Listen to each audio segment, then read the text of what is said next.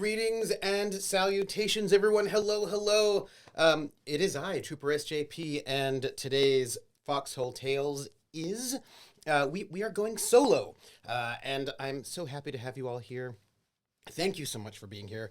Thank you so much for waiting. We have a much later start time than normal because, unfortunately, our dear Laugh Love Lindy, who was going to be showdowning with me, showing down, having a showdown, was going to have a showdown with me, has an emergency in-laws situation where they'll be arriving shortly, and so she needed the time. I was like, go take the time to get ready for the in-laws, which means I was like, okay, I gotta go solo, and I had to go get some new assets. Well, I had to go work out the assets, but we are here. We are ready. Is that a costume or cold weather gear? Oh, it's a costume. It's my rogue hood. It's my rogue hood. Because we're playing today's going solo. We're in the season of first generation RPGs, looking at things that came out, RPGs that came out from, between 74 to 1984-ish. And that means we're going to, since we're doing sci-fi regularly, I thought we'd go back to some fantasy, and we're going to be doing Dungeons & Dragons basic set, their first solo RPG module that came out, which is Blizzard Pass, which is made for a rogue, first to third level thief, and that's what I'm dressed as. I'm dressed as a thief because I've got a hood, because thieves wear hoods, right? I feel like that's what they do. Malkadoshan says, I didn't know I was an extra in the Name of the Rose. I am. I don't have a lot of my medieval chant memorized at the moment, but, I could probably fake it.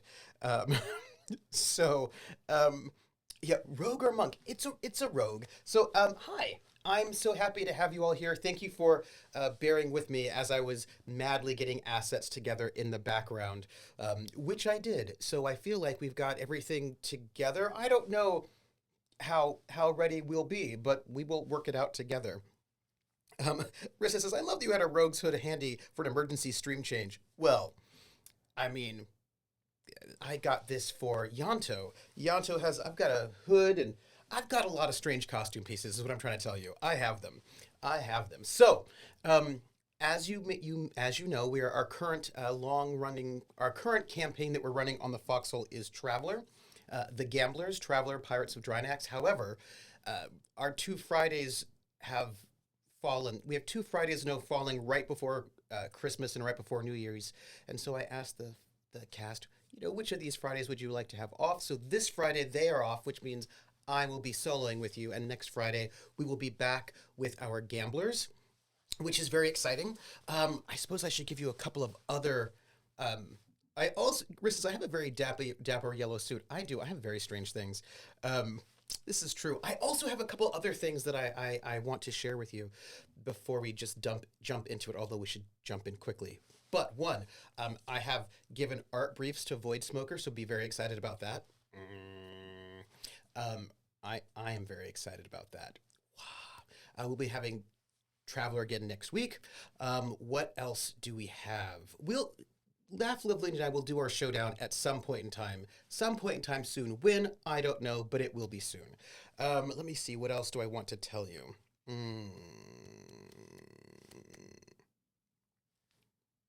Art briefs are in. We're going solo. Oh, I know what I should say. Thank you all for being here. I appreciate you being here, those of you who are watching live or who are watching on the VODs over at YouTube. If you would like to support this show, just let people know that we're live. Tell your friends, tell your enemies. You can also give tips and bits, and if you do, those messages will be read out during our intermission and end, although we might not have an intermission today. We might just It's basic D&D. We might die really quickly. We'll find out. I hope not, but we'll see. We'll find out. But anyway, we'll read off any kind of tips and bits at the end. Also, you can join our Patreon, which is at Academic Foxhole. All of those things go to pay for the cast. Anything that's left over will go to pay for, cast, artists, composers, anything else will go to, if there's something left over, it'll go to me. But generally speaking, we pay everybody else first. I come in last. Anything extra goes to help sort of improve RPGs on the channel. And we have, I think you can start at $3. I think anything above that's up to you. We have a special sponsor tier, which is $200, where it's limited to only 4 people, and that will get $200 will pay for the cast, not me, for 1 week. And if you are a sponsor, you get a special shout out. You get a special ad, like a radio ad made by me, and also a special spot in the credits. So I feel like we should start. I think we should talk about it. What we're doing. What are we doing? I will note, I have not changed the commands for today. Just note it. The commands are not changed. We'll just survive that. So what are we doing? We are playing Blizzard Pass. Blizzard Pass is a solo RPG for Dungeons and Dragons Basic. And now I don't know if you know your Dungeons and Dragons Basic. Actually, I know my audience. Most of you do. But there might be random people who don't know it. So this was the red box that came out early Dungeons and Dragons. Quite different from the Dungeons and Dragons we have today. I would say super, super different, although people seem to forget that. Much deadlier. Different. And this is basic Dungeons and Dragons, which is different from Advanced Dungeons and Dragons. In Advanced Dungeons and Dragons is a bit closer to what you might think of as D&D if you don't know the old stuff. But in basic, elf, halfling, and dwarf were classes, not races. So you could be an elf. You could not be an elf thief. You could be an elf. That's what you could be. That's what your life was. But we are playing. I was going to show you the actual PDF, but I realized I don't have a physical PDF. I was going to just pick it up and show it to you, but I realized I can't do that because we're dealing with the digital. Wizard Style says, I've only heard about the red box, but I've heard a lot about it. You've heard about it a lot. The red box came out and it was sort of meant to be for a slightly younger audience than Advanced D&D. And there was the red box, which only took you up to level... it didn't take you to 1 to 20. I think it took you to 1 to 3 or 1 to 5, something like that. And then there was the expert box, which is blue, and that would take you into the sort of the next chunk of levels. And then it was basic, expert, masters, companion, master, immortal. It expanded like much long. What was very cool about it is it also had rules for having strongholds and having a keep and having followers.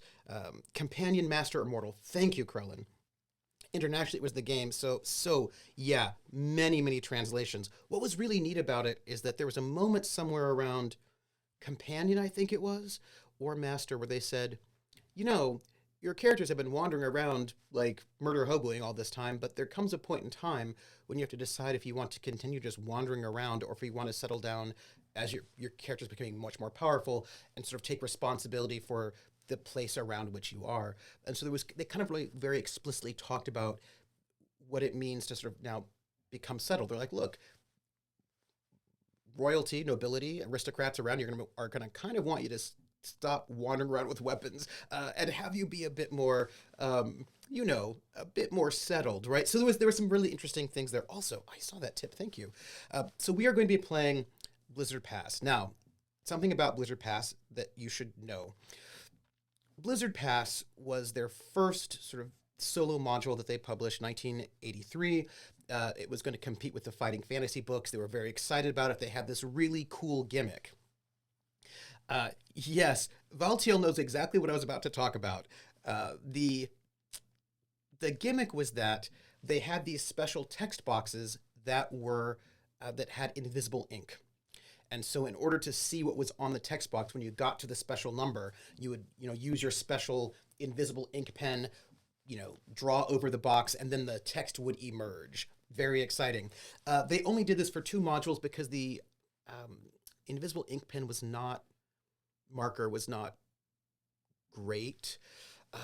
And it didn't work out so well. So now we have these adventures. They're around. The only problem, of course, is that if you don't have the invisible ink pen, you cannot find out what the text is. However, there are some lovely websites which let you know what will let you know what those texts are. And I am happy enough that I have one of them. So all of that is good times. I have both of the PDFs and I am ready for them. Now, in case I believe, let me quickly go to studio mode because I want to make sure that I have something that I wanted to share with you in case, right? So truly invisible ink. Let me see. I believe I have got my docs that I wanted to show. And it was going to be preview right here. I believe this is indeed what we have got. Oh, I think it's probably showing it already, which I didn't want them to do. What's up with that? Fine. Oh, you know what I think it is? I think I know what it is. It's fine. So let me come back to where we are. Studio mode. Yes, so I have this is our, right here, the PDF, because I thought you might want to have it or want to know it. I like to, give you all a little bit of visual excitement.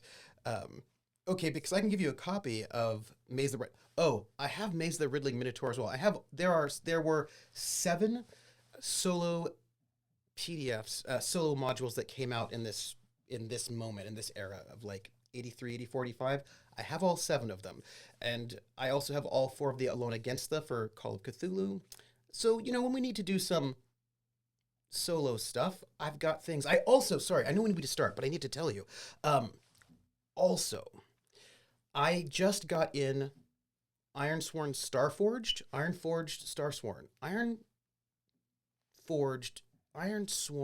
Starforged, which is the brand new Ironsworn expansion. It just came in. RQ Stefan, I only have the first one. I have Solo Quest, but if I could get those 2 solo quests for RuneQuest Classic, I absolutely would get them. RQ Stefan, would you over in Tabletop Musings in our Discord, we put the names of them in that thread so that I can try to find them. I have some Tunnels and Trolls solos that we will also be doing when we have time. But I have some new ones. I've got the new Ironforged in, which I'm really excited to play. Rune just came out, and I'm excited to play that one, some solo stuff there. I believe there's also another one. There were a couple of brand new from this year solo RPGs that I'm very excited to get my fingers on and play with you all when we get some time. But that's for another moment. Here we have, this is what, page 33? Let me show you our lovely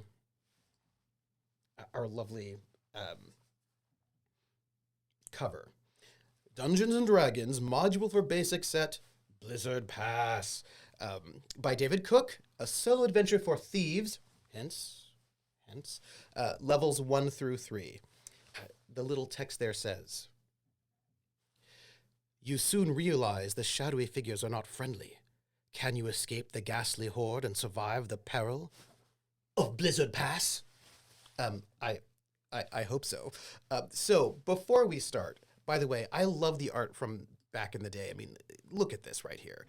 This is our big, exciting intro, right? A brilliant light flashes from the evil priest's hands and blinds you, lancing your eyes with sharp pains. Though you cannot see, I'm going to move this a little bit closer over here. This is what I'm going to do. Though you cannot see, you hear the men chuckling as they walk toward you. Suddenly, someone runs into the room and you hear the sound of metal clashing on metal, accompanied by screams of anger and pain. Something heavy crashes to the floor, and your companion, Salamandros, cries out in agony. Finally, he falls quiet, and another loud crash echoes through the small room. A short, silent pause follows, and a heavily breathing man walks toward you. Is he friend or foe? This is going to be our excitement. Krellin notes, all thieves have hooded cloaks. It's their uniform. It's true, actually. This is a true thing. So, everyone in D&D has a hooded cloak. Now, I want to just take us over to our character sheet. There's a pre-rolled, which we're going to use. And Krellin notes, Constitution 18. Yes. Yes, I believe we have a Constitution 18 so we can have hit point 7. Because otherwise we'd probably just die immediately because of how deadly basic D&D is. Yeah. But this is our character sheet. And while we're here, I figured I might as well go and enter in this character sheet in our lovely Roll20, which we currently have. I've got the little sheet up here. So, by the way, there was a really interesting YouTube video essay on why we no longer wear capes and cloaks anymore. Because commenters were like, cloaks are for girls, that kind of a thing. They're not manly. And the YouTuber was like, you know who wears cloaks? The Marine Corps in their dress uniform, and was talking about cloaks as being very practical so that you can like pull your sword out or your firearm and not have it be awkward. Anyway, it was a very good video. But I love cloaks, but not so practical in my area. Too hot. This is true. Now let me, while we are here, where's my yes, I see. I'm gonna do a small thing which will make things a little bit easier. I want to source visibility, and I want that source to be docs. And we'll just what am I in right now? I'm in GMRP. And I want docs. Perfect. Yeah. Actually, I have a cloak that I have a number of cloaks. They all have to do with RPGs. Yeah. Scabby Neck. Ah, yes. Back when TSR refused to do the last bit of math for armor class once, so everyone had to do it several times per combat. You know how it is.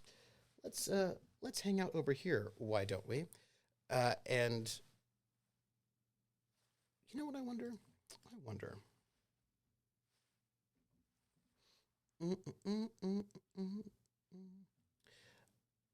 Oh, you know what I should do? I realized, by the way, thank you for hanging out on the fly with me.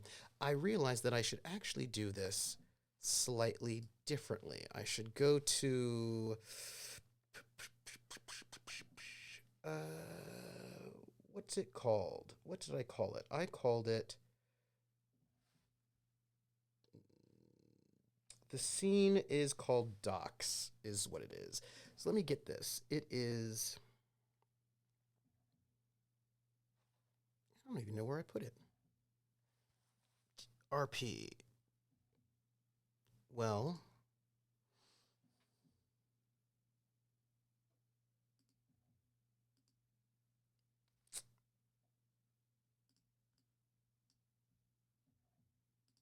docs. Give me docs. Sometimes they don't give me what I want in my thing, but it's fine. It's fine.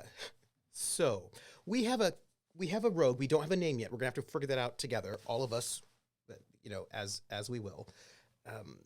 And we're going to this character. Well, we know my name.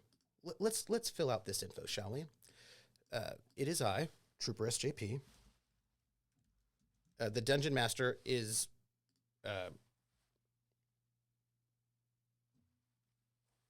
David Cook. Right? Character's name. We need a name. We need a name for our rogue. Stabby McStabface. How about let's I'm gonna take that inspiration, see what I can do with it. Stabby McStabface. We're gonna go with, to be inspired by the soap opera the Bold and the Beautiful, there was a character named Storm. So we'll go with Storm because it sounds like Stabby. Storm.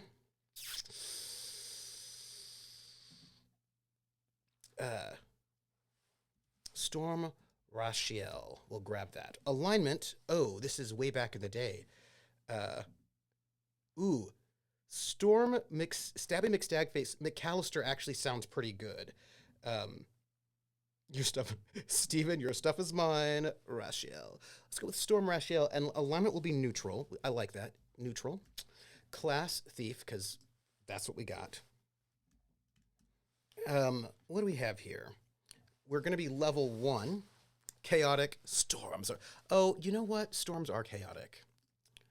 But I have to remember whether or not D&D Basic... Look, what we're going to do right now, clearly, I just realized we're going to have to do this for science, is we're going to have to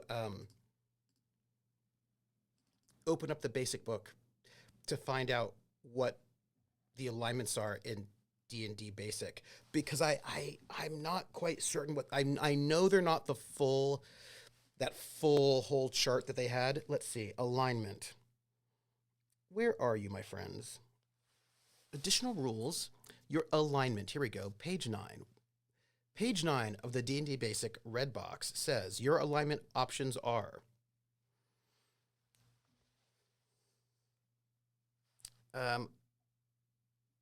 so, yeah, lawful, it looks like. Lawful, chaotic, and neutral. That's it. Good and evil are not here. So it's just lawful, chaotic, or neutral.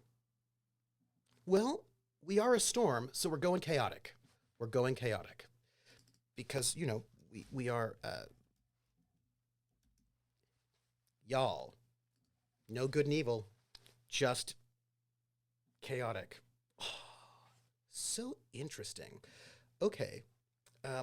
If you're, Artie says, if you're a storm, you're going to have to make saying every time you attack or use an ability. Stormbringer concurs. Now, in AD&D, each class level would have a title, but I do not think we're going to get that right now. So, none of that. That's no longer, well, actually, no. I'm checking it up, and we do have a title. Let me see what the title is for Thief. The title for Thief, at first level, because if those of you who do not know, back in the old days, it was a thing. Your D&D character, each level of your class had a title attached to it, and there was a title for Thief, and it may not actually be on this. I feel like this booklet had some problems with it. Thief, Apprentice. So we have a title. And it is Apprentice. There we go. All right. I will say, side note, I actually really did like that we had titles back in the day, right? That you would have a title and it would be Apprentice. Because if you looked at them, you had just kind of cool titles. Actually, I think Redbox is only 1 through 3, by the way. Interesting. All right, so we are Apprentice. We're level 1. Our prime requisite is probably Dexterity, if I'm not wrong. I'm pretty sure it is, because why wouldn't it be? Come on, right? I mean, hey, Grumbleskin. From the 90s, TS, X-Men, just in case people missed it. Pad feet. I believe it's Dex, right? I'm pretty sure it's Dex. I could be wrong, but I don't think so. I feel like this is correct, right? I mean, come on now. It can't be anything else. We cannot have anything else other than Dex. So our character's Dex is 15. 15. That feels like a plus 10% if I remember off the top of my head. I'm pretty sure it is. I'm pretty sure. Let's see. I'm going to note that the red box I believe, has a slight problem with its organization in that thief is not necessarily there. Oh no, I only get 5%. By the way, only a 5% bonus. That's fine. Not too mad. It's cool. I have 0 XP. I just want you just like the smallest bit bitter that I just missed my cutoff for the 10% XP bonus by 1. And Faison says, in my long-running 2E game, our DM required you to find someone to train you each level until you hit name level at 9 or 10. Oh, that's really interesting. Yeah, you will. I believe you did have to have you had to get training in D&D 1E as well. You couldn't just level up. You had to go back to town. You could not level up while you were in the dungeon. And you, I think you had to get someone to train you as well. All right, so this is cleric. I'm looking at the book. Cleric fighter. Great. Character classes. They're not giving me everything I want. That's thief special ability. Cool. What I need for the next level is 1200 XP. I wonder if we'll like level up. What do you think? It is certainly how the gold box games worked, going back to town to train. Yeah.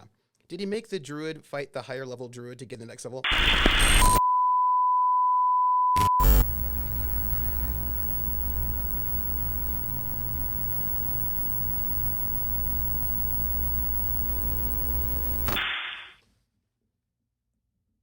I'm back. Thank you for waiting. Something's going on. I think it's weird. I'm going to figure out what's going on. I cannot tell you what it is right now, but I'm paying attention. Something's happening with my computer, and I don't like it. And I don't know what it is. I can't say. I'll think about it. Nonetheless, we are filling in our character sheet.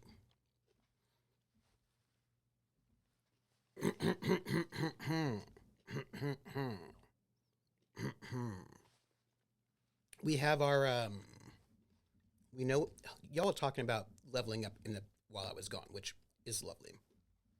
So we know what we need for the next level. Our armor class is,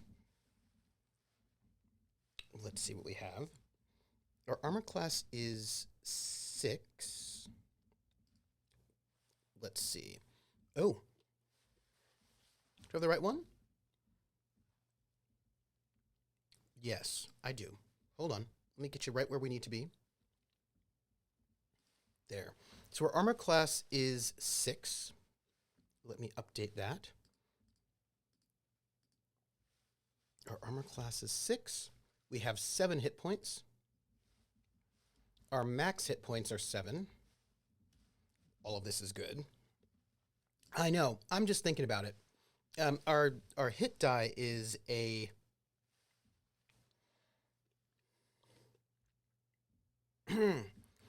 Our hit die is a D4.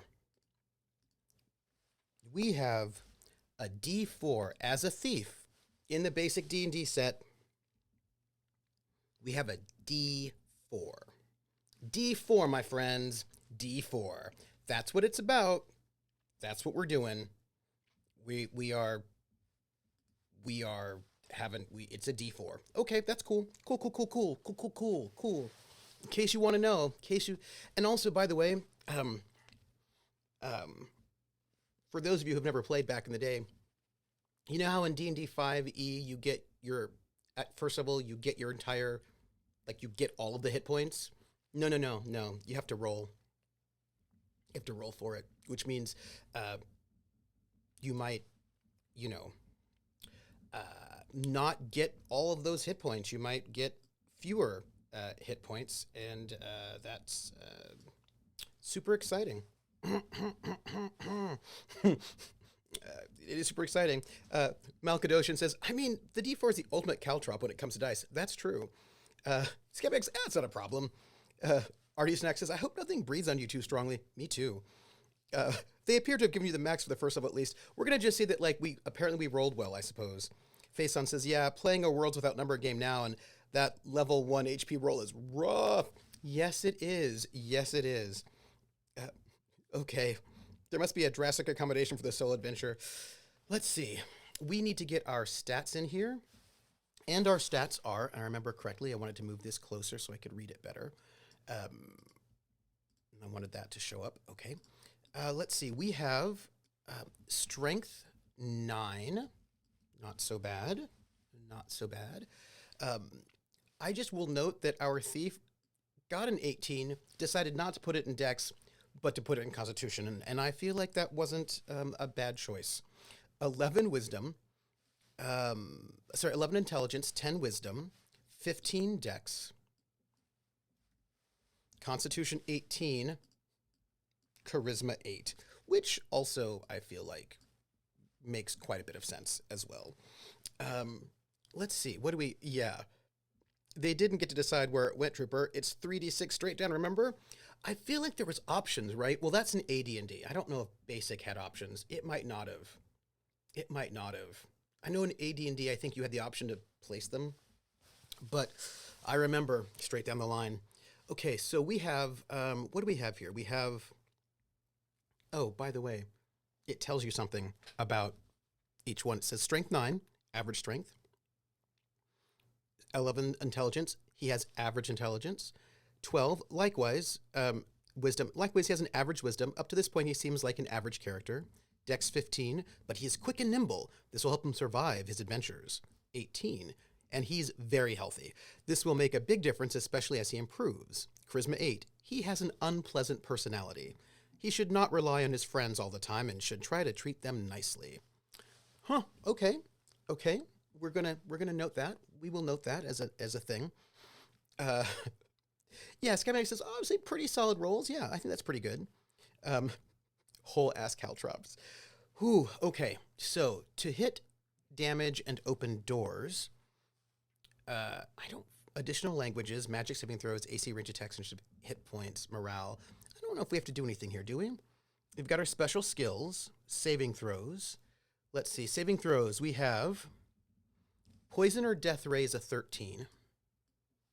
Just so you know it. Magic wand is a 14.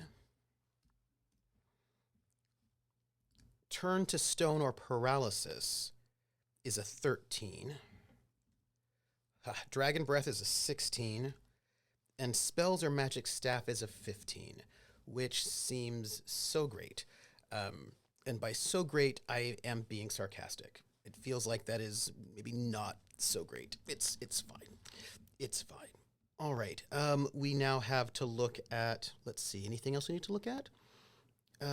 Weapons, armor, all of that's pretty exciting. Prereqs, saving throws, prime requisites.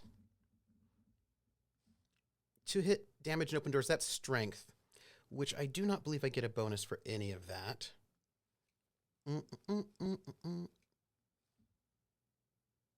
Yeah, that con, it is giving me very good saves, and I am happy to have it. I wish I had... Where did it go? Weapons, armor, complete list, character classes, container volume, special abilities. There's a chart. I don't know where's the basic set. All right, let's do... We'll think about this. Let's do our 2-hit roll. For us, we've got to hit an AC 9, a 10. Actually, we're good. That looks fine for us. Looks great. Let's see. Attacks, melee, and missile. We'll look at that in a second. Class abilities. We are a thief.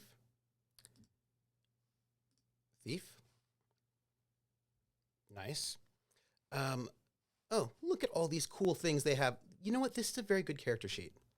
This is the character sheet that comes with Roll20. It's their like basic D&D character sheet. So thumbs up.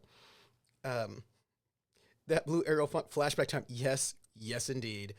Let's see. What do we have here? We have got our class abilities. So detect secret doors. What are we looking at here? Open locks, find, remove, hear noise. Oh, not giving us everything, are they? So detect secret doors. Special ability.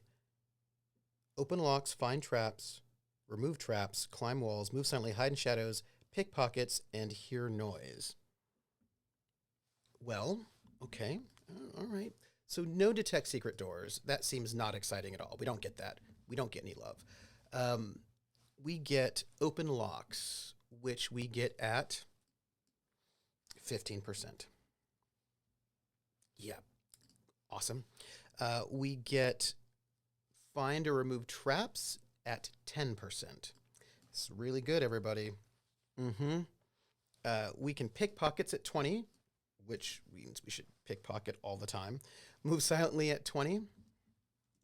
Climb surfaces at 87%, which I'm very excited about. Yes. Hide in shadows at 10%. Hear noise 1 to 2, that is right. We get +4 to hit when striking unnoticed from behind. +4, that's great. And we get double damage when striking unnoticed from behind. Nice. Nice. I like it. Do we have any...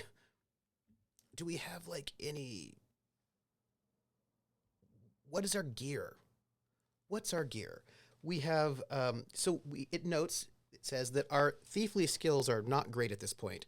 We should try to use them, but certainly should not count on their working all the time. At 10%, maybe rarely. Like, perhaps rarely. He should use these skills whenever practical. They will mean the difference between life or death. Okay, thank you. We have our saving throws. His saving throws are normal. However, he should be especially careful around dragon spellcasters since he has poor saves against them. Will do. Equipment. Okay, we have some equipment. We have a sword, a leather armor, backpack, rope, thieves' tools, tinderbox, 6 torches, a wineskin, and wine. He has chosen equipment that will help him in his thiefly activities. However, he could not afford a bow and arrows. Bummer. He should consider buying these as soon as he has more money. Yeah. I feel like we don't have a 10-foot... There's like a bunch of things we don't have, and that's probably bad. So let's... I want you to know that I'm a little nervous about what's going to happen with us. We have a sword. It has no magic bonus. How much damage does our sword do, my friend? Well, we'll just have to look over. We'll just have to look. Swords. And we have leather armor. It's good. We have a sword. Come here. There we go. We have a sword. We have leather armor.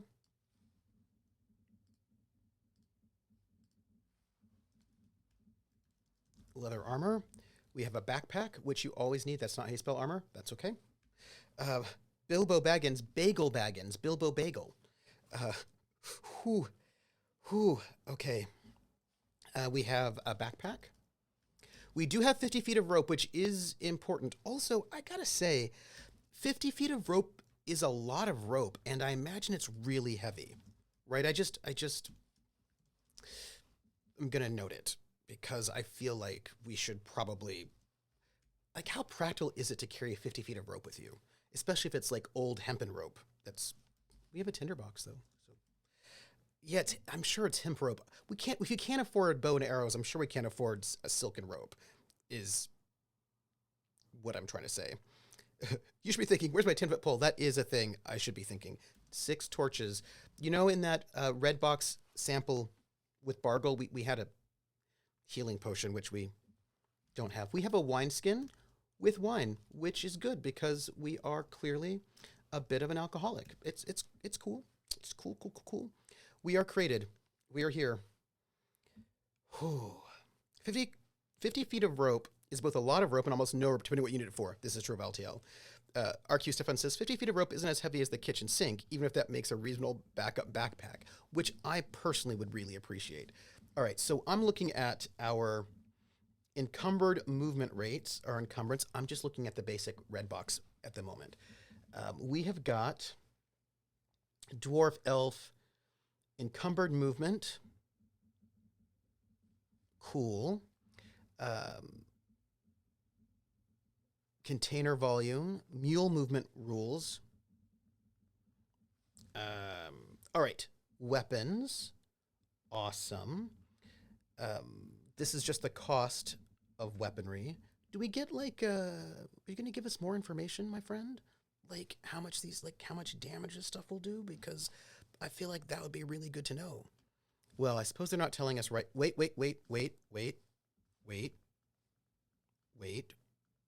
I see it. Maybe. My character, adjustment, saving throws, combat, magic items. Here we go. Money and treasure. Experience, dice. I just want... encumbrance. A system we've abstracted for 40 years or so. Hey, I love a good encumbrance. I do. I love a good encumbrance system. It makes me happy.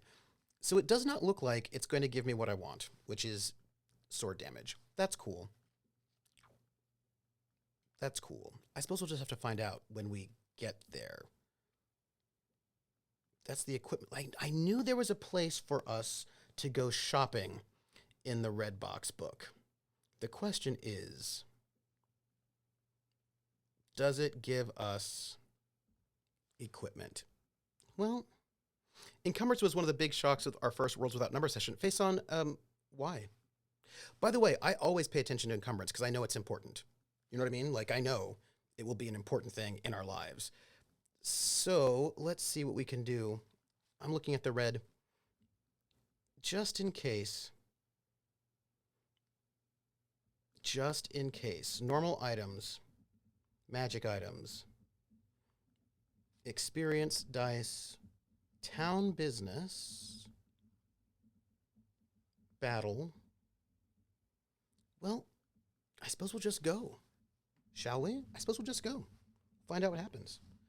We'll see what happens when we get there. Let's see. I mean, I feel like we're missing how much damage. I feel like a sword does a d6. That's what I feel like. Right. RQ Stefan says, I want to say a d6 for a sword. This is what I think too, right? But I could be wrong. AD&D was 1d6 for short, 1d8 for long, 1d12 for two-handed. Yeah, I feel like it's 1d6. Because I feel like a dagger is 1d4, but again, we're gonna find out. So let us begin, shall we? Let me read this to you. Blizzard Pass has been designed for use with the Dungeons and Dragons basic set rules. You cannot use it without those rules. Inside, you will find the module folder, a 32-page booklet, and an invisible ink marking pen. You need all 3 items to play the module. Important! Read Part 1 Introduction first. Do not read the rest of the module except as instructed in Part 1. If you read any entries before you're instructed to, you may ruin the fun and the surprise of the solo adventure. Part 1 Introduction. This module is different than most designed for use with the Dungeons and Dragons basic set. There are 2 adventures, one for solo play and one for group play. The first part of the module, the solo adventure, is designed to be used by one person playing without a dungeon master. The second part explains how to use the solo adventure for group play. There are many differences in the 2 adventures, so players who read the group adventure will not learn anything useful about the solo adventure. The rest of the module contains maps, a list of new monsters, and a pre-rolled character. You do not have to use the pre-rolled character to play the solo adventure, but any character you use must be a thief. How to play the solo adventure. To play the solo adventure, you need these items. The Dungeons and Dragons basic set rules, which I have. The invisible ink marker included with the module, which I don't have, that's fine. The module itself, a 20-sided die. That's what roll 20 is for. Thank you very much. Probably other die. Come on now. A 6-sided die. It's a d6. Our sword is a d6. That's what it is. A paper and a pencil. Blizzard Pass consists of 309 numbered entries, and as an entry describes a situation involving you, the player character, as you read the entries, you will find you must choose the best course of action from a list of options. There are no correct choices, but you must carefully consider the consequences of the options you pick. After choosing your course of action, you may turn to the next entry. These entries will usually be indicated by a number in parentheses, such as, will you strike the creature 5 or run away 6?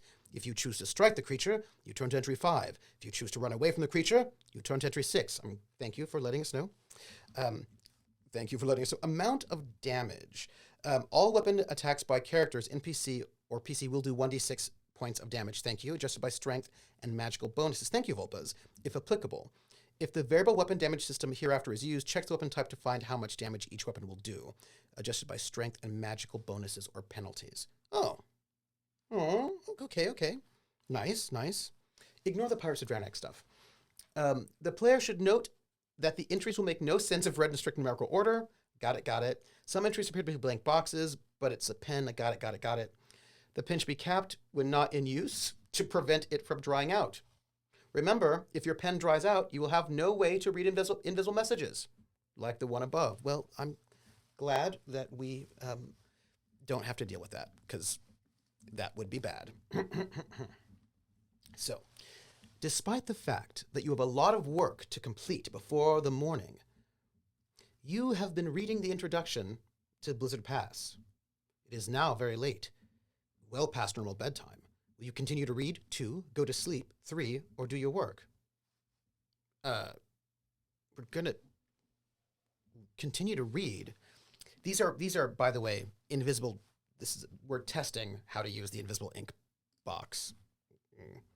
I think they're asking me. So it says, entry 2. As it grows dark, you crawl from your hiding place and climb off the sledge. I feel like this is not even really, come on now, these are not even real choices. What is this? That's not a real entry. That's a fake entry. They gave us a fake entry. We're going to ignore that. It's a fake entry. Just ignore it. They just gave us fake entries. Bah. Okay. The pens also do not necessarily have enough ink to reveal the whole book either. Yeah.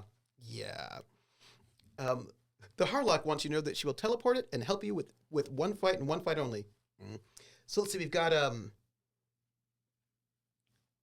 notice there are only 3 choices in the example above. You must choose one of those options. You could not, for example, choose to get something to eat. Eating is not one of the choices allowed. Well, thanks. You'll find a set of maps on the inside cover of this module. Each map has been labeled with 2 letters. As you move through the dungeon, you'll be instructed to use certain maps. These maps will help you visualize what you see as you move through the dungeon, but they will not reveal any information that would spoil the fun or excitement of the adventure, such as the locations of monsters or the shortest way out of the dungeon. A good dungeon master knows that too much explanation may destroy the mystery and excitement of a fantasy role-playing game, so he takes care to describe situations, but not to explain them. Like a good DM, the module describes a situation, but does not explain it. I feel like sometimes as a good DM you do have to explain things, but, right? For example, when you encounter a monster, the entry will describe its appearance, but will not reveal the name of the creature. You must then use your own quick wits and intelligence to identify the nature of the monster and choose your course of action. Note, this is one of the hallmarks of a gamist game, that your intelligence and quick wits as a player matter. It's not considered metagaming to use your own knowledge as a player, only if you cheat, because that's old school gaming. Explain the things that the character would know, but the players might not. For example, yes. The character. The solo adventure is designed for a single character, in this case, a first, second, or third level thief. In the back of the module, you will find a pre-rolled character. The character is designed for use in this Blizzard Pass module. All the information you need to run this character, such as statistics, abilities, chances to hit, saving throws, etc., is listed on the character sheet. The character sheet also explains the strengths and weaknesses of the character to help the beginning player understand some of the things the pre-rolled character should or shouldn't attempt. The character has no name, it does now, so you may wish to give him one, which I've done, especially if you intend to use this character in different adventures after completing Dungeon Pass. Several people who normally play the game in the same game should not use the character in their games. Cool. If you want to create a character, your own character, it should be a thief. Got it. Only character that can list in the basic rule book. Got it. You know what? It's fine. If the thief is first or second level, he should have a high constitution and more than average number of hit points. The solo adventure is dangerous, and weak characters may find it difficult to survive. Thanks. Thanks a lot. I appreciate it. Guidelines and tips for playing the solo adventure. 1. This adventure is a dangerous one, so do not take any decision lightly. You will never know when your next decision means the difference between life and death. 2. resist the temptation to alter die rolls. For any role-playing game, 4. Any role-playing game will lose all its excitement and challenge if the players use only the best die rolls. It's very different from some modern aesthetics, RPG aesthetics. 3. You should also resist the urge to read the rulebook when confronting unfamiliar situations. Much of the fun and excitement of a role-playing game comes from the sense of mystery it generates. If you destroy the sense of mystery by finding the answers to certain puzzles in the rulebook, you will destroy much of the fun of the module. For instance, when you meet a strange monster, use only your memory and wit to identify it. Do not try to discover the best method of fighting it by looking it up in the rulebook. 4. If your character dies in the course of the adventure, you may begin the adventure again, but you must roll up a new character. The character you were using in the solo adventure has died and cannot be brought back to life. No one will rescue the body and have it resurrected. Thanks. Thank you very much. If you are using a character from a regular game, be ready to accept the character's fate. It must be removed from the regular game if it is slain in the adventure. By the way, I'm going to just note that this was very much the aesthetic that we played with, that if your character died, you could not use it in any more adventures. This is actually something that has been ingrained in me from this time period, that if your character dies, you cannot play it anymore. Not in any other campaign, with any other GM. It's dead. You cannot bring it back to life. We used to actually, when your characters died, the GM would take your character sheet and just rip it in half. Because your character is dead now. Cannot reuse it. There was, however, sometimes they would let you keep your character sheet. You know, they wouldn't rip it up, but it was on your honor never to use that character again. It's probably one of the reasons why I'm really not into reusing characters, because, you know. All right. 6. No character may explore this dungeon more than once in an attempt to gain experience or treasure. Once a character has completed the module, it may not be used for further play in this adventure. You may, however, use a different character to explore the areas of the dungeon you missed the first time. 7. You should have fun. Try silly or unusual entries occasionally. They just might work. Of course, they might prove disastrous too. And number 8. You will find it useful to make a note of each entry you read, in case you go to an entry that directs you back to the last entry read and you can't remember the number. This will also prove useful if you want to stop the adventure and return to it later.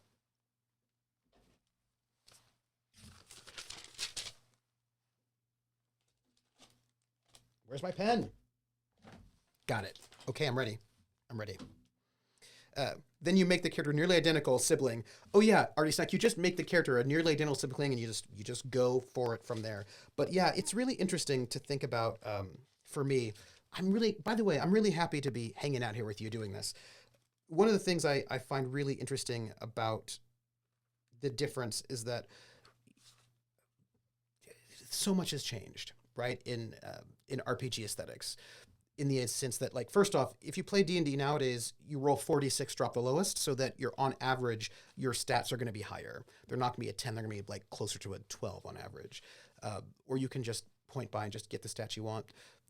Also, it's harder to die. And I know a lot of people will just like reuse characters. We just don't do it though. All right, we're going to start the solo adventure. Number 1, here we go. Okay, here we go. Skeptic says, I'm Todd, brother of Tom. I've come to earn XP in his place. I mean, to avenge him. Yes. You, Stabby McStabface brother, also Stabby McStabface is actually his full name, is looking for his lost brother and is out for revenge. So good. You slip and slide around the icy corner. Wait. You know what we need? We need something.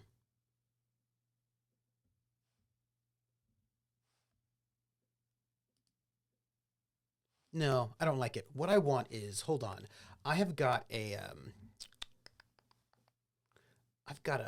exciting playlist of something that'll be just a little bit creepy. So let's do something just a little creepy. Like Hidden Past seems exciting. What does that sound like? Maybe it'll be good.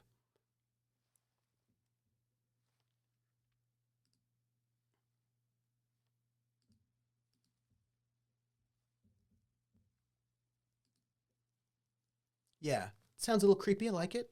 Okay, I'm ready.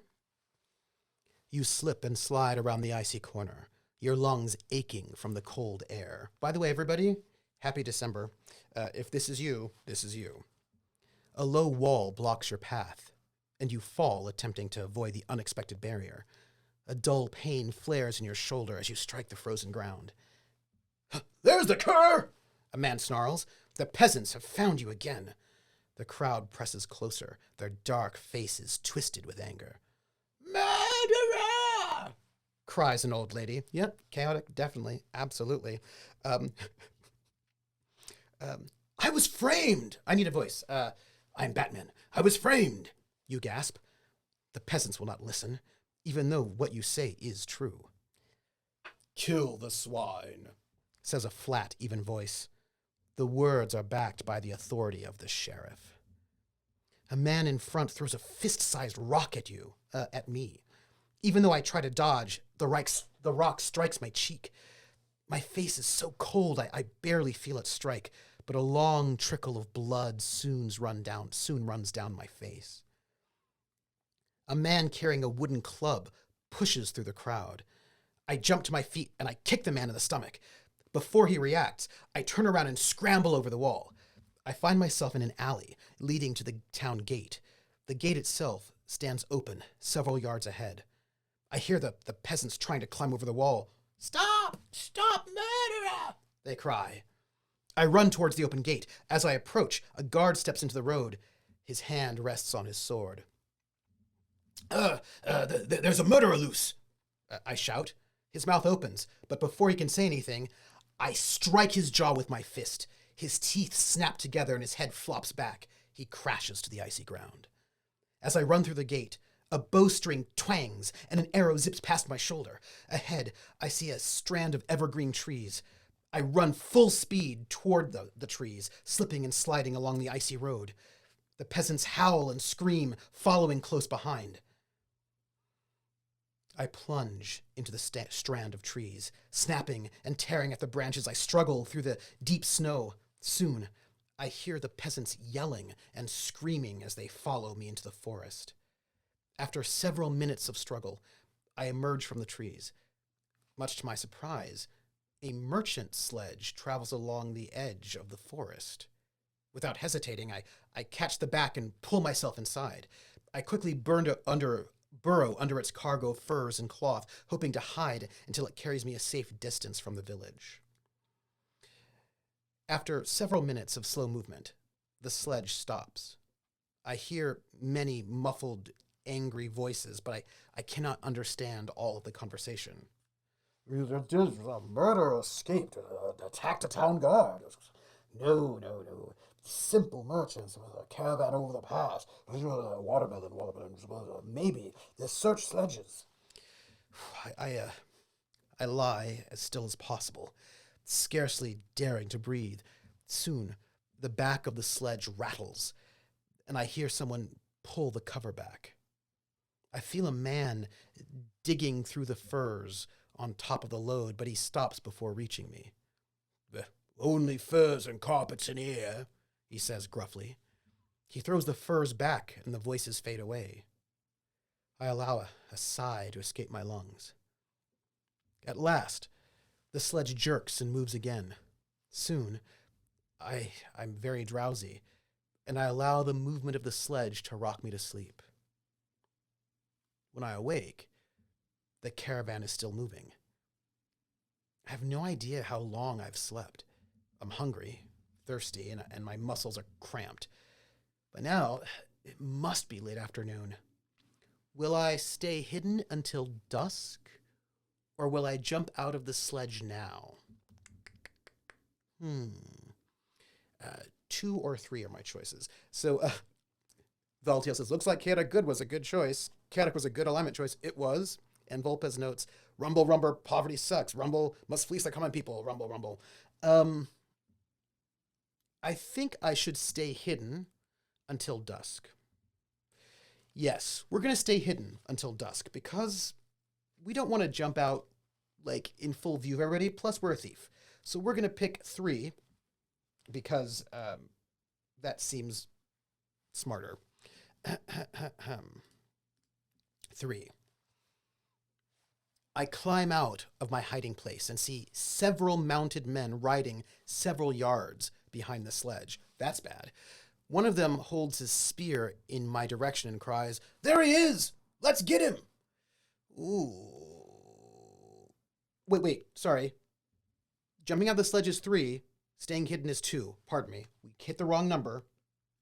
That was good. We need 3. Number 2 is wait until dusk. Pardon me. We're reading the right entry, not the wrong one, the right one. Whew, okay. As it grows dark, I crawl from my hiding place and climb off the sledge. When my feet touch the snow, I feel a sharp jab in my back. "Who, varlet?" says a rough voice. "Where'd you come from?" I turn and see 2 mounted men on ponies. They wear heavy furs and leather armor. One holds a lance level with my chest. The other, a grizzled fellow with a black beard, says, "You'd better come with us." Go to entry 4. Okay. We're going to go to entry 4. We'll see. The 2 guards march me alongside the caravan of sledges. I often sink into the snow up to my knees, and bitter cold numbs my hands and face. All along the trail, sledge drivers whip their ponies and struggle to free stuck sledges. Finally, I reach the front of the caravan. The drivers have already drawn several sledges into a small stand of evergreens to make camp. Several men stand huddled around a large campfire. As I approach, the black-bearded rider says, "Master Vizond, what new cargo do you now carry?" He prods me into the center of the camp with his lance. A thin, fur-clothed man turns around and eyes me warily. By the way, I was thinking about different damage. I will note this. I played basic D&D, but I moved into advanced fairly quickly, and so I'm probably going to be mixing up some things and thinking of throwing in some advanced stuff, and I'll just try to not. What's this?" he asks. The black-bearded one swings off his mount and shoves me toward Vizond. "We caught this cur in your load." He claps his hands together over the fire and rubs them. "Well then," says Vizond. "So, you would take passage over Blizzard Pass in my caravan?" "Shall we send him out to freeze, Master Vizond?" asked the black-bearded one anxiously. "Oh, I would say it is he the villagers sought," says... "Well, I'd say was he the villagers sought," says the other rider. This man's voice is gentle, yet strong. I study him closely for several seconds. This man is an elf. "Aye," says the first rider. "Be careful, murderer, or I'll do the villagers' job for them." "No," Vizon says, "we will not harm the stranger. I am short of workers. He will earn his passage as a sledge worker." Vizon turns to me. "I trust you do not mind." That night, I help the others prepare camp, tend the animals, and cook dinner. After I finish eating, I curl up on a bed of old furs Vizond gives me, and I pass a cold, restless night. The caravan starts over the pass early next morning. I struggle through the deep snow alongside the sledges, often stopping to heave and push the heavy vehicles through long, deep drifts of snow. By afternoon, I am near the top of the pass. But the sky has grown dim with clouds. Vizon halts the caravan and talks with Darius, the guide. Finally, he calls back. "We go on. Darius says the snow will not come before nightfall." Within an hour, the sky turns stormy gray, and howling winds whip the powdery snow so fiercely I cannot see 2 feet. I grab the sledge and hold on, praying it does not leave me behind in this terrible blizzard. The sledge soon stops, and a few other workers huddle near me. I crouch next to the sledge, listening to the winds wail and staring blankly into the curtain of falling snow. Eventually, I see the shadowy form of a man stumbling toward me through the driving snow. It's Vizond. "We're lost," he cries to me. "Tie a rope to yourself and search ahead." Will I agree, 5, or refuse, 6? Well, it's a very good question, but before I answer it, I'm going to have to do a bit of a search, if you do not mind. I'm going to have to search for let's see. I'm going to search for blizzard. Blizzard? Do we have any snow sound effects? Because we might. No. How about snow? No. How about storm? Oh, I can search for wind. That'll do it for us. Yes. We're going to go for wind. I feel like that'll be exciting. Wind. Abandoned windmill, desert winds, windswept plains.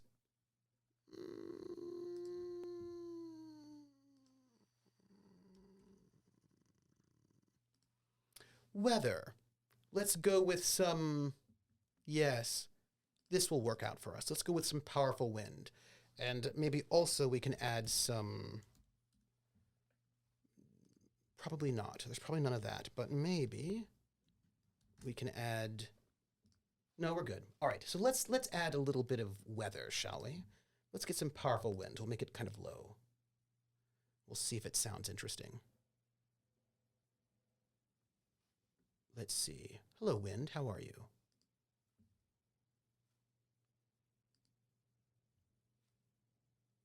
Yeah?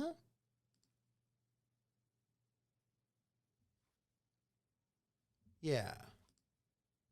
Yeah. We've got some wind going. I like it. I like it. All right. Whew. So we're going to help. We're going to help the Zond. Valtiel notes, we are chaotic, but we do owe the Zond a bit for not throwing us out in the blizzard. And I feel like I agree. So we're going to help him, which is 5. I'm going to make note of this. Let's find out what it means for us to help him. 5. I tie the rope around my waist and stumble forward through the blizzard. The wind whips the snow so hard I cannot even see the sledge. I continue to trudge through the snow, and I soon see a few shadowy shapes ahead. I press on through the blizzard. You know what? I want...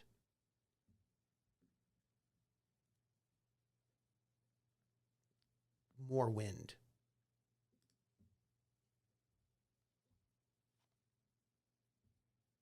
Yeah. That's a little bit more wind. I like it. Let me know how you feel about it, because I feel like I just want some creepy wind. All right. I press on through the blizzard, hoping the shapes are the rest of the caravan. Suddenly, I see a pair of beady red eyes moving toward me. A small, ugly creature charges out of the blizzard, a heavy stick raised in its gnarled hand. Oh, really? You have no sound effects? Well then, one moment. Give me a second. I can fix this. I don't want you not to have snow and sound effects, because I feel like snow and sound effects are exciting. One moment. How about...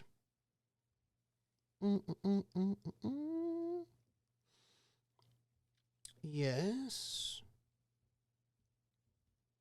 There. That should do it, I think. That should do it. Let me know how your volume is. That should be not super loud, and I can always give you more. Thank you. That should be our joy. Okay, now I'm happy. I thought we were getting wind sounds already, but I just realized that's what it sounds like outside right now.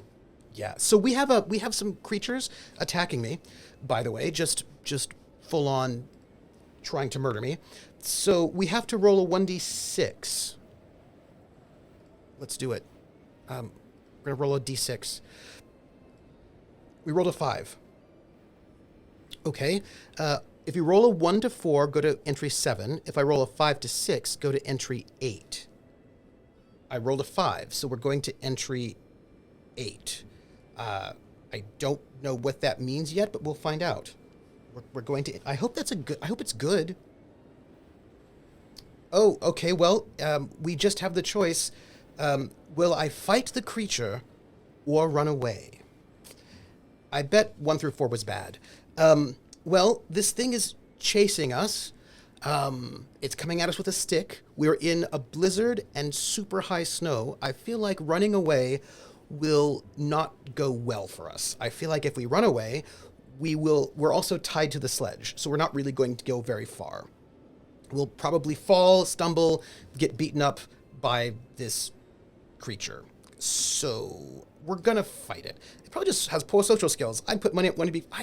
The thing is, I have poor charisma. I think we're gonna have to fight it because we have to fight it because we're tied to a sledge and we're not gonna get very far. So we're gonna fight the creature, which is 10. Okay. 10. I swing at the creature with my fists. Well, I don't have a sword. AC 6. If I hit, go to 12. If I miss, go to 13. Well, okay. I am going to hit with my fists, I suppose. Let me add fists to my character sheet. Okay, that's not how you spell fists, but well, okay. I hit an AC 13. What did I roll? I rolled a 19.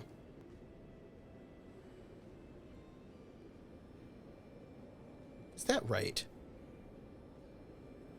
No, that's not right. What did I? Okay, I rolled. Did I do that right? Yeah. So roll a 19. Minus, hold on, so what did I roll? Blah, blah, blah. So plus bonus, blah, blah. So I rolled a 19, which I did, right? Minus 6, blah, blah, blah, which is, oh, I think it's probably not doing its AC correctly, is what I think. 13 is a hit.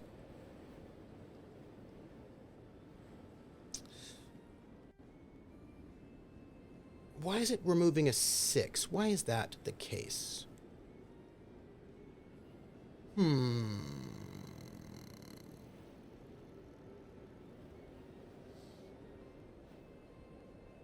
Oh, no. I did not roll a 19. I rolled a 6. I rolled a 6 is what happened. So I rolled a 6, which is an AC 13. Yes, which means, wait, I rolled a, yeah, I did not, I missed. That's what happened. I missed. Okay, we're good. And by good, I mean we are not good. It's cool. I miss. Go to entry 13. Oh, okay. Well, that's a invisible ink entry. Okay, all right. So I see how the macro works. It starts with a 19, and then it subtracts what you rolled, which will give you your AC. Okay, 13. 13, everyone. I swing at the creature, but it ducks my punch. Then it strikes me in the stomach with its stick. Gasping for breath, I double over. The creature cracks me across the head. I fall and try to crawl away from the nasty little monster. Before I make it very far, however, it kicks me in the chin. Go to entry 14. Well, that seems great.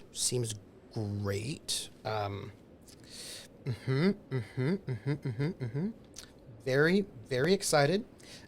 Entry 14. Voltail says, if that's correct, that would mean we were not able to hit the monster no matter what the roll was, right? No, we could have hit it if we rolled a 13. If we rolled a 13, we would have been successful. But we did not. We rolled a 6, so that was bad.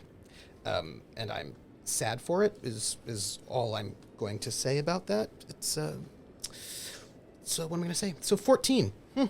Let me write that down, so just so we know. Oh, yeah. My head throbs painfully as I awaken, despite... Oh, I think we're indoors now, so I don't think I actually need the wind. One moment. Let me turn off the wind. And we'll just have our background music. My head throbs painfully as I awaken. Despite the heavy fog in my groggy mind, I hear several people talking. We're as good as dead no matter what we do. Why bother? Hold your tongue. Hold your tongue, Terramil, for our companion awakes. We should not make him return to the living unpleasant. Higher. This is basic AD&D. The lower the number, the more difficult it is to hit. That is correct. AC 0 is really hard to hit. I slowly open my eyes. Even the dim gray light of the room hurts at first, but my eyes soon adjust to the lighting. As I look about the room, use map AA. Okay, hold on. Let's go to I prepared this for us all, by the way, because I thought that we should probably prepare these things. It seems like it would be an important thing to do. So we have maps. AA. Let's zoom in, shall we? By the way, at the moment, I'm using not my regular. That's not what I want. What I do want, actually, I probably should lock position on... Oh, you know what I can do? Sorry, I can just put both of these in the map layer, and then I don't have to worry about it. Layer, map layer. Cool. Okay, so... Here we go. This, by the way, is where we are at.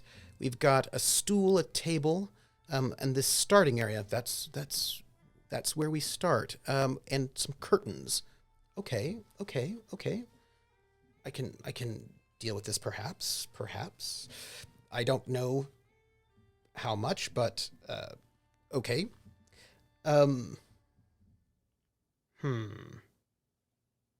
Okay.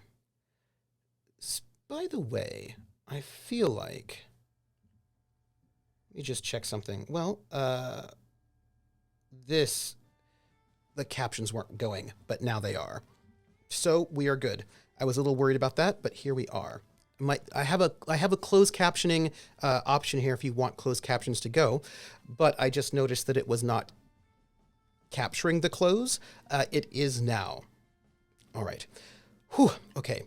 RQ Stefan says, I never had an issue with THAC0. I was just, you what?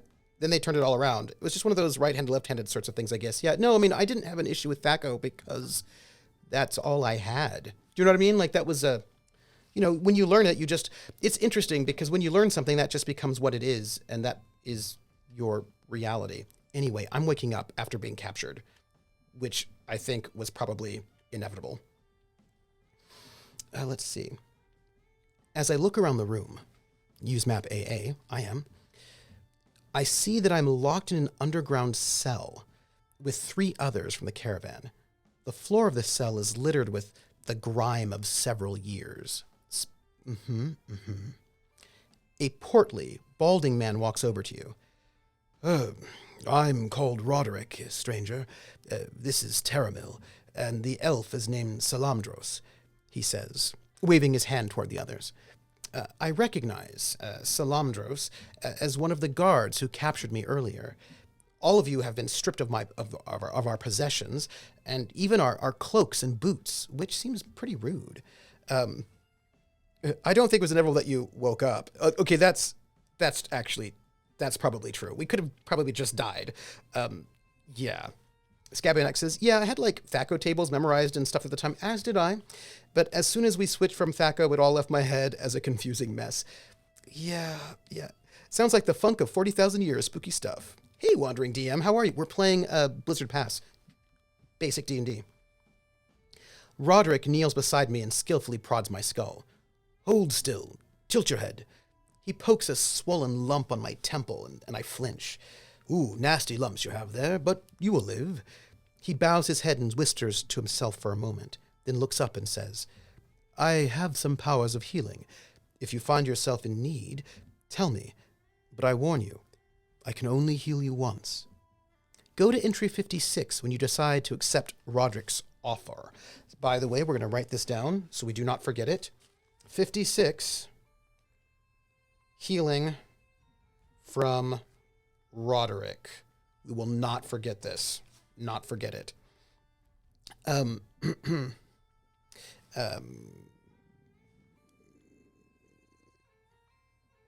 you may find it useful to note this on a piece of scratch paper. I just did, module, thanks.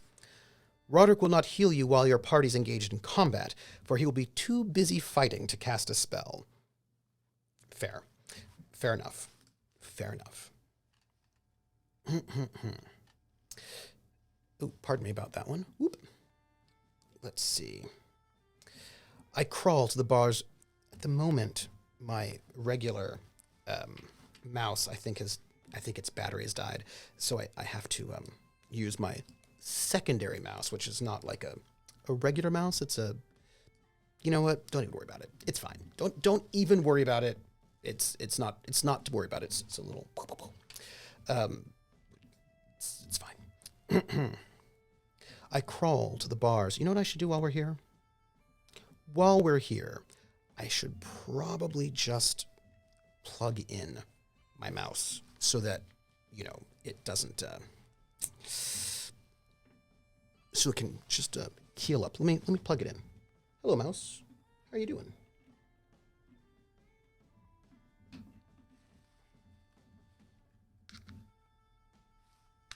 There. Just heal up, because I'll need you later. I crawl to the bars of the cell. They appear to be wood, but seem unusually strong. I test them and find they are quite solid. The doors are locked by a rusty padlock and chain. Forget it, murderer, the elf says. One cannot escape that way. We are doomed to die in this cell. Because our elf is a bit dramatic.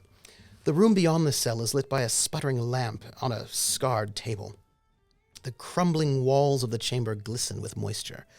I hear faint echoes of dripping water behind two worn furs hanging on the chamber walls. Terramil sits beside me. We're in a nasty fix, we are. Those little men got us good. I can't say it'll be an easy death when they do us in. Terramil pauses, then renews his conversation. How did have you? It took 5 of them to pull me down. Popped off 2 or 3 more, I did. I suppose they'll remember me for that, I do. When I do not answer, he continues thoughtfully. Sure was funny, the way the storm popped up, don't you think? I nod agreement and study the rest of my companions. The elf sits in the corner, with his knees drawn up to his chin. Roderick continues to whisper, oblivious to the exterior world. I hear a gruff voice humming some dark, gloomy tune as it approaches the chamber. The curtains part and a small, scaly, dog-faced creature steps into the room. It's a kobold. It comes to the cage and prods Terramil with a long stick. Not much fat on you, it stutters in common. The big fat man there. It points at Roderick. Make good dinner. Eat soon. It chuckles. Then jabs Terramil with a stick. You make good dessert, nice and juicy. Terramil lets out a terrific sigh and collapses to the ground. The creature chuckles, then leaves the room. I must escape soon.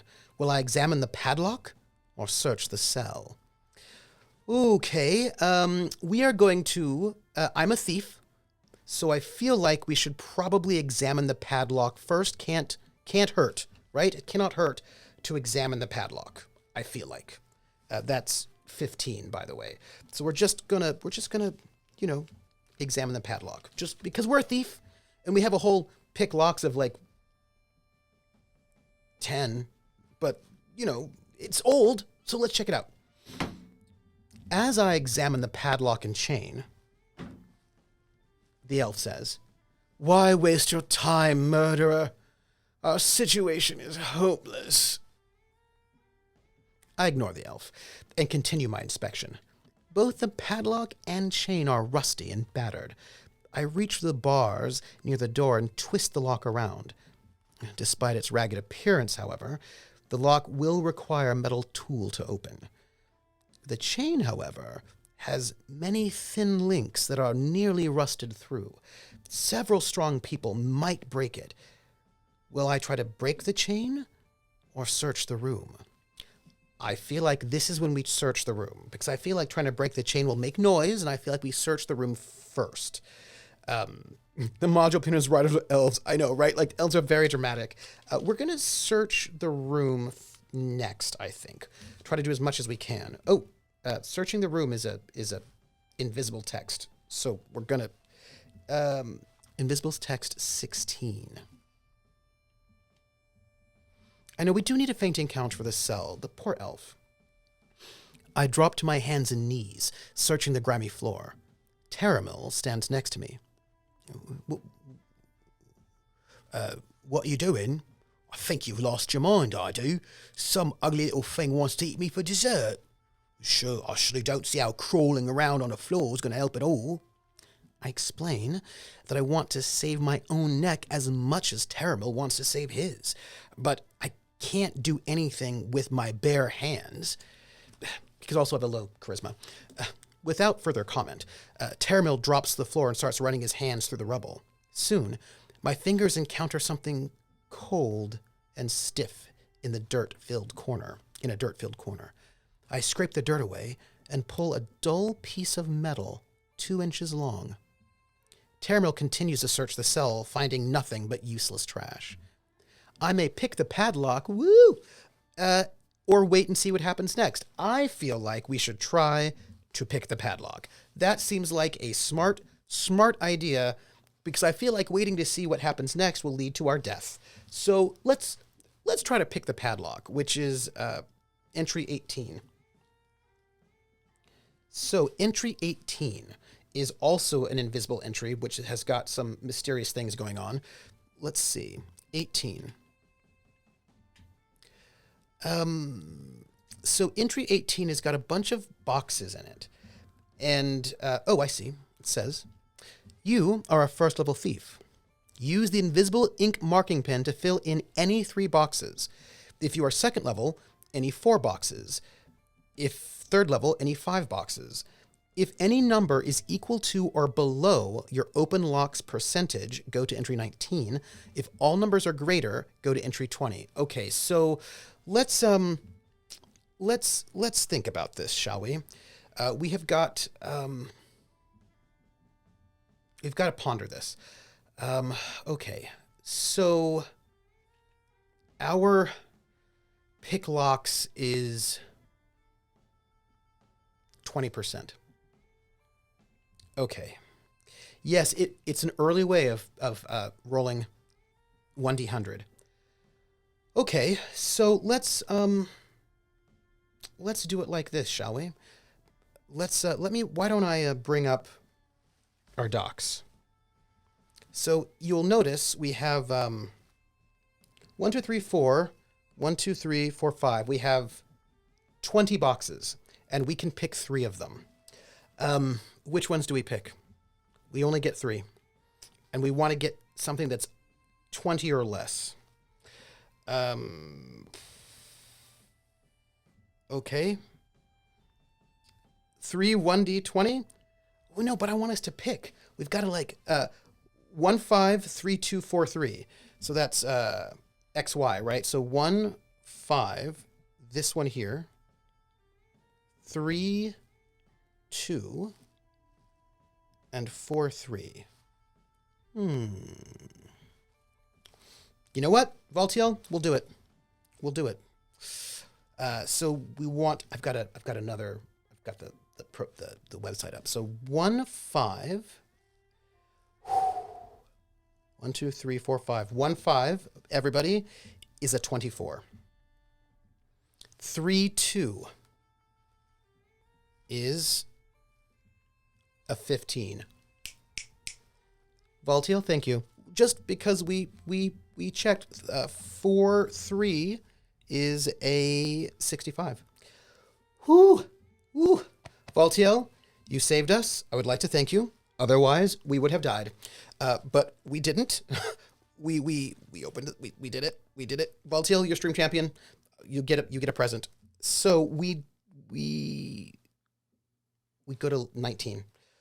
Okay. I was a little worried because, again, they're just going to eat us. Do you know what I mean? Like, that's just what's going to happen. So 19. But let me move this over here because then I can look at the camera while I'm reading it. Because that's better. Okay. Give me a second. I'm using my little one of those things. I got one of these things. It's very exciting. Here we go. 19. The chain and padlock fall away. The four of us, we quickly leave the cell. Taramil says, "We better find some weapons." He begins searching the room. Salamdros goes to the furs, covering one of the exits, and peeks behind it. "All clear this way." After looking behind the other fur, Roderick turns to you and says, "You have freed us. Where you lead, I shall follow." He turns to the others. "This one will be our leader." I have a charisma 8. Okay, fine. Fine. Taramil stops his search. "Wait a minute," he says. "What's this? Who says we need a leader?" Salamdros stands back and eyes me coldly. "If we wish to escape, we need a leader," says Roderick forcefully. "Not me," says Taramil. "I've had it with getting pushed around." "I will not follow the orders of a murderer," says Salamdros, the very dramatic elf. "You are a fool to do so." A lock on a chain does seem like a very decent weapon, it feels to me, right? "Murderer?" squeaks Taramil. "We have no proof," Roderick snaps. "You would hang a man because another called him a dog. We need a leader, and I have not seen either of you do anything worthy of that honor." While the others argue, I hear a faint, off-key humming behind the curtain. Will you tell the others to stop arguing and return to the cell, or grab a stool and attack whatever comes through the door? I feel like we have to grab a stool and attack. I think that's what we do. Because I feel like we just got to do it now. I think we have to do it now. I think this is what I'm thinking. I think at this moment, if we all go back and try to do the, what do you call it? In this era, that's the move. I think going to the cell is probably not a good idea because then they just might stab us. You know what I mean? I just feel like just pick up the stool, hit him in the head. I picked a lock. I do not think I'm going to be persuading anybody. Let's go to 23, which is the attack. Let's see. 23. I snatch the stool and face the fur curtain. The others do not notice what I'm doing. Suddenly, the curtain moves and an ugly little dog-faced beast enters, carrying a wineskin and a sword. Its jaw drops in surprise, exposing sharp little teeth. I may swing at it, AC 7. If I hit, go to entry 28. If I miss, go to 29. So we're going to hit it. Yep, we're gonna roll. And we are going to be successful in this attack. I don't know if that's actually true, but I'm, all right, go. All right, so I didn't. Okay, go.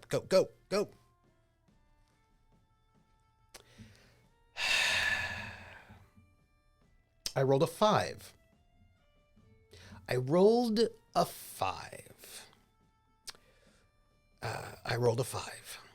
The other option, Krillin, was to go back into the cell and just pretend to continue to be prisoners. But I felt like that would get us in trouble. Hey, flat probability curve. So we missed. We're going to go to entry 29. 29, my friends. 29. Yep, if my friend, roll 1d6. Oh. Okay. I will do that. I will roll 1d6. A 2. On 3 or less, go to entry 30. On a roll 4 or more, I may swing again. Well, so I rolled a 2, so we'll go to 30. Great. We might die right about now. We'll see. The creature darts to the side and swings at me with its sword. The blade gashes my side, and I take 1 point of damage. The creature starts to flee, yelling loudly, "Go to entry 25." Well, well, well. So I now have 6 hit points. Let's just note that one. Yeah. Cool. Entry 25. Yeah. Oh, entry 25 is a invisible entry. I have to click. Well, okay. Roderick and Salamdros dive past you, catching the ugly little creature. Terramil grabs a stool and smashes the creature's head. "Crude, but it'll do the job," he says. Good, entry 32. Okay. So my friends,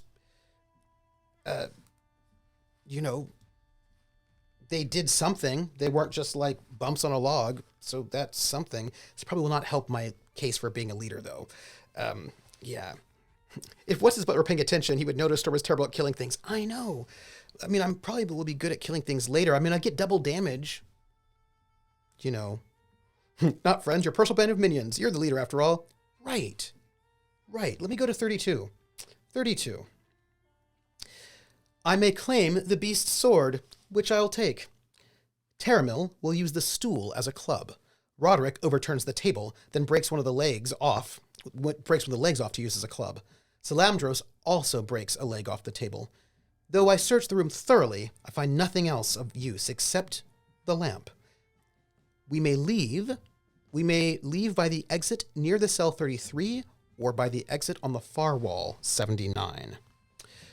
So we have a choice. We may leave by the exit near the cell, which looks like this one here, or by the exit on the far wall, which is this one here. That's a good question. Which way did it come in?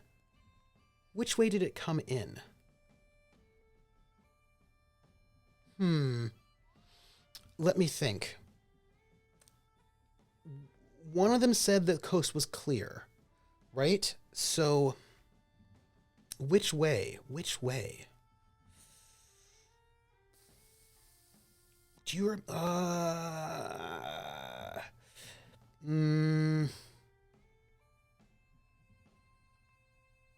wait, let's see.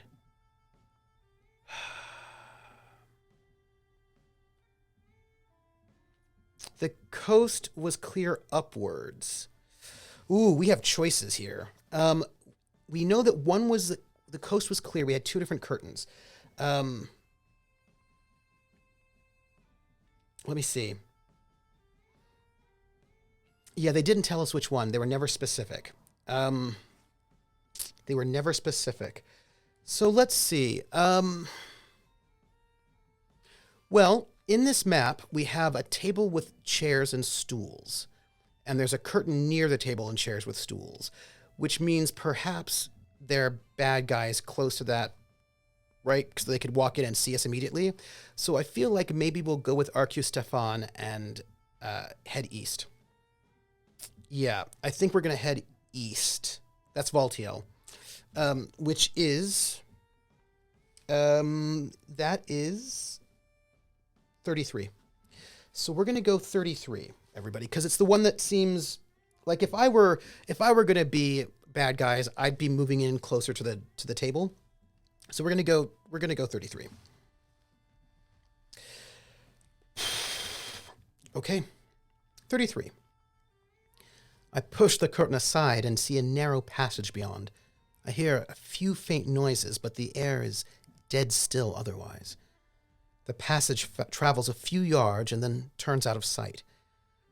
Will I lead the group down the passage, send someone ahead to scout the way, or retrace my steps and try the other exit? I feel like we should scout ahead, which is 35. We're going to scout ahead, mainly because I feel like that's smart, and also that's thiefy. So we're going to scout ahead, which is 35. I turn to the others. We need one person to scout ahead. Who will go? Roderick says, my beliefs do not allow me to skulk around a dungeon, nor am I good at it. I will not do it. Salamdros looks down and shakes his head. I turn to Taramil. After a pause, he speaks. I'll go, but I want a sword before I go, and I keep it when I get back. I may give the sword to Taramil and let him go, or I may lead the group down the passage. Well, all right then. We're going to lead the group down the passage because I'm a thief, I'm chaotic, and I don't want to give up my sword. So we're going to just lead the group down the passage. We're not giving it to Taramil. He doesn't need a sword. 34. That's it. We're not giving it to him.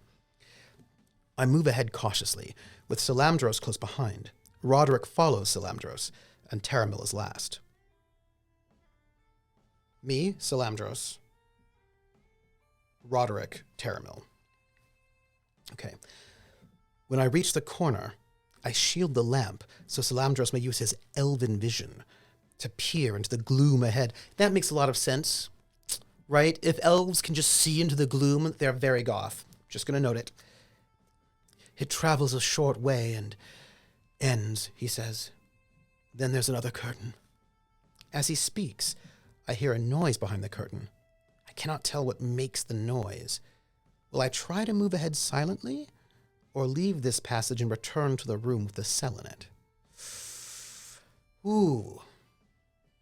What good does a sword do for me, Mr. Can't roll over 6? One of these days I'll roll over 6. I don't know when. When, I don't know. So here's the thing. We could go back, or we could... Oh... Whew.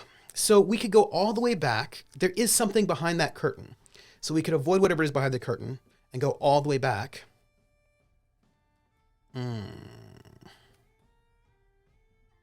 Or we could go through the curtain. What do we think? What do we think? What do we think?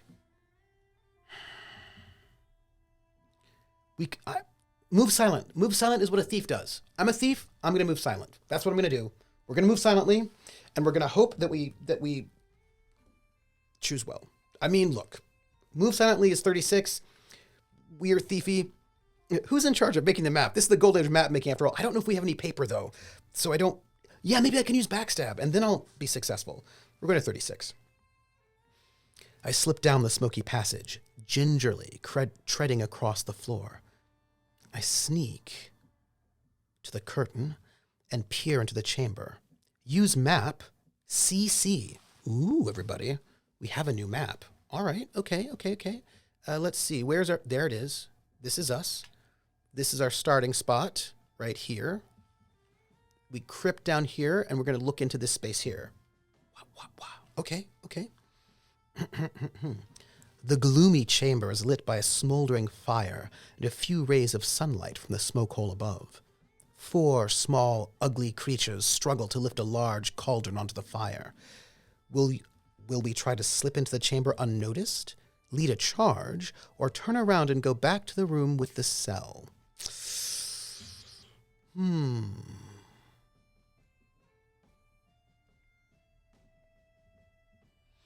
4 of us, 4 of them. They're holding a cauldron. This room looks like it's got a bunch of stuff in it that might be useful. I think I gotta be sneaky. I'm going to try to slip into the chamber unnoticed. This may be a bad idea, but I am a thief. I'm trying to be thiefy, right? Sneaky thiefy. So we're going to 40. 40 says, use the invisible ink marking pen to fill in any one box for each level of my character. If any number is less than or equal to my move silently percentage. Okay, so there are 8 boxes. I get to pick one. And I would like to know which one do I pick. It's 2 rows of 4. So row 1 is 4, and then there is row 2 of 4. I only get 1 box because I'm first level. I haven't got any XP yet. I feel like we should have gotten XP. Which one do I pick? Let's see. I think we go 3-1. 3-1. This is it, right? This is This is it right there. I'm thinking that one. I don't know. Okay, well. Okay, 3-1. We're going to do it. Here we go. 3-1. My move silently is a number, but that number is definitely not 81. My move silent is 20, and I clicked an 81. That was not it. That wasn't it, fam. Well, okay, so go to entry 45. We're going to 45. I have a question, by the way. I just have a question, and that question is, what would have happened if I just rolled percentile dice? I want to know. I rolled a 14. I would have been successful if I rolled percentile dice. What is that? What is that? Life. I probably shouldn't have rolled, because then I would be haunted with this knowledge. All right, we're gonna go to 45. We're gonna go to 45. Yep. Okay, 45. It sounds like bullshit, but it is what it is. This is true. One of the little creatures squeaks and points at me. The others turn, letting the cauldron crash to the floor and advance on me slowly. Will I turn and leave the room, or use common to order them back to work, or call for help? I'm going to use common to order them back to work. And here's why I'm saying this. I say I'm going to use common to order them back to work because I feel like if I do that, I feel like my friends are going to hear that there's trouble. If they have any sense in their head, they will notice there's a problem. We're going to go to 52. It's an invisible entry. Okay. I'm going to have a sword, which makes me feel like I'm official. Okay. Get back to work, runts, I say in common. They jabber to each other briefly, then shrug their shoulders and go back to work. Will I get my companions and attack the beasts, or will I return to the room? 59.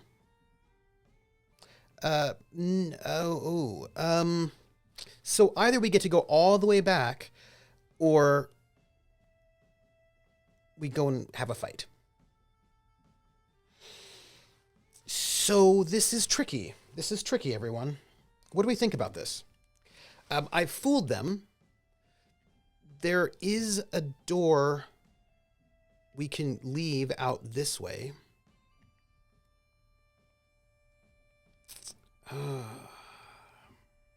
What do we do? We fooled them.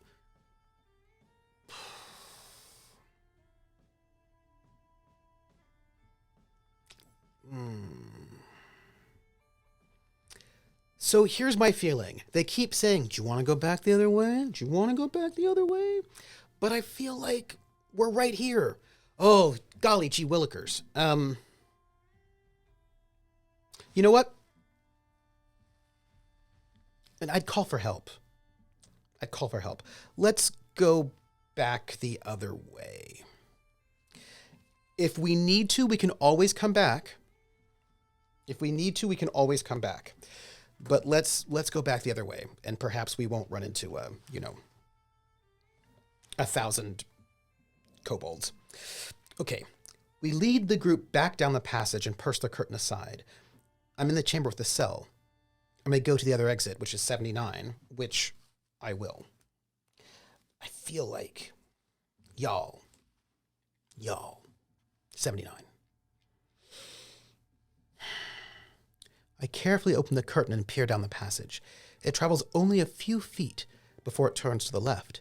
A faint light glows around the corner. Will I move ahead silently or advance at a normal pace? Move ahead silently? Obviously. Come on. Oh,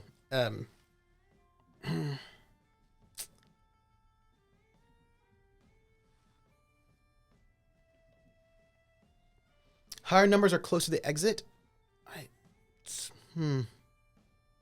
Maybe. I don't know. Maybe.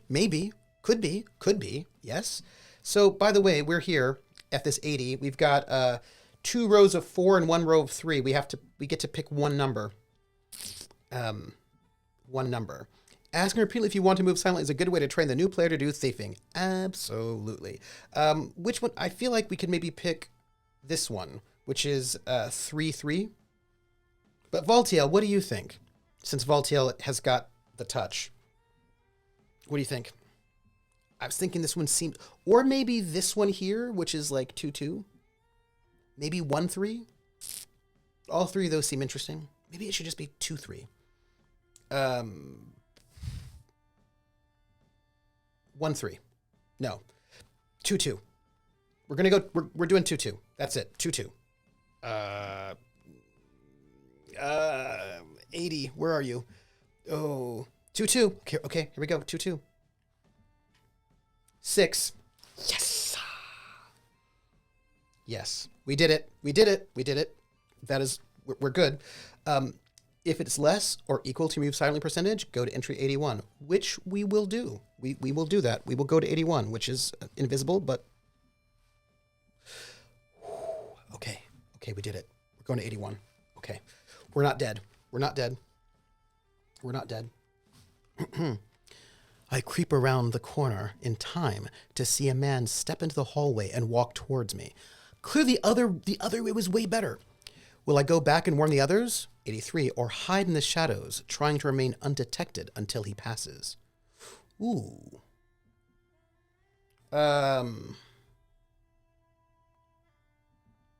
If I hide in the shadows, I can backstab him. If I go back and warn my friends, my minions, then they won't be surprised. I should probably go back. Y'all. Thieves hide, says Valtiel, and I think that's true. Yeah, we hide. We hide, which is 84. 84. We are going to hide. And by the way, this is another set of boxes. It's 4-4. We have to pick one of these. Which one is it? Yeah, level 1 hide in shadows is not ideal because it's only 10%. Oh, wait a minute though. Hold on. Hold on. Remember when they said that we should not rely on this, like when it's super dangerous? Hey, Stormbender, I think we should go back and warn our friends because our hide in shadows is really bad. Like, it is bad. It is 10%. I think we should go back and warn our friends because it's bad. It's bad. So we're gonna go back because if this were not a 10%, I would try it, but it's only a 10%, which means it's bad. So we're gonna warn our friends. Yeah, we're level 1. We're gonna warn our friends, and that is 83. Okay. I slip back to the rest of the party and I whisper, "Someone's coming." Myself and Roderick hide on one side of the doorway. Salamdros and Taramil hide on the other.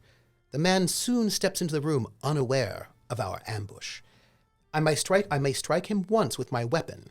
If I hit, go to entry 90. If I miss, go to entry 91. We're going to try to hit him. Please note that I have very good luck with this. I'll be hitting with my sword. I need to hit an AC 5. AC 5, everyone. I've not been doing well so far, but today's the moment. This is the moment. This is it. Do I get a +4? I get a +4 to hit and double damage. Okay, I get a +4 to hit. Okay. I get a +4 to hit because I'm unnoticed. I like it. I'm into it. I'm going to give myself a bonus of a +4. Submit. I rolled a natural 20. I rolled a natural 20, by the way. And I rolled a natural 20, and I rolled a 6, which is 12 points of damage because I get to do double damage. I was not good at hitting people before, but now I am. I think it's the sword. I think this is the moment. This is the moment. This is the moment. Krellin anti-jinxed me. I appreciate it. If I hit good entry 90, which I will. I want to thank everyone. I want to thank the Academy for supporting me in this moment. Oh, that's a really good question. Double for backstab and double for crit? Ooh, this is a very good question. Because, hey.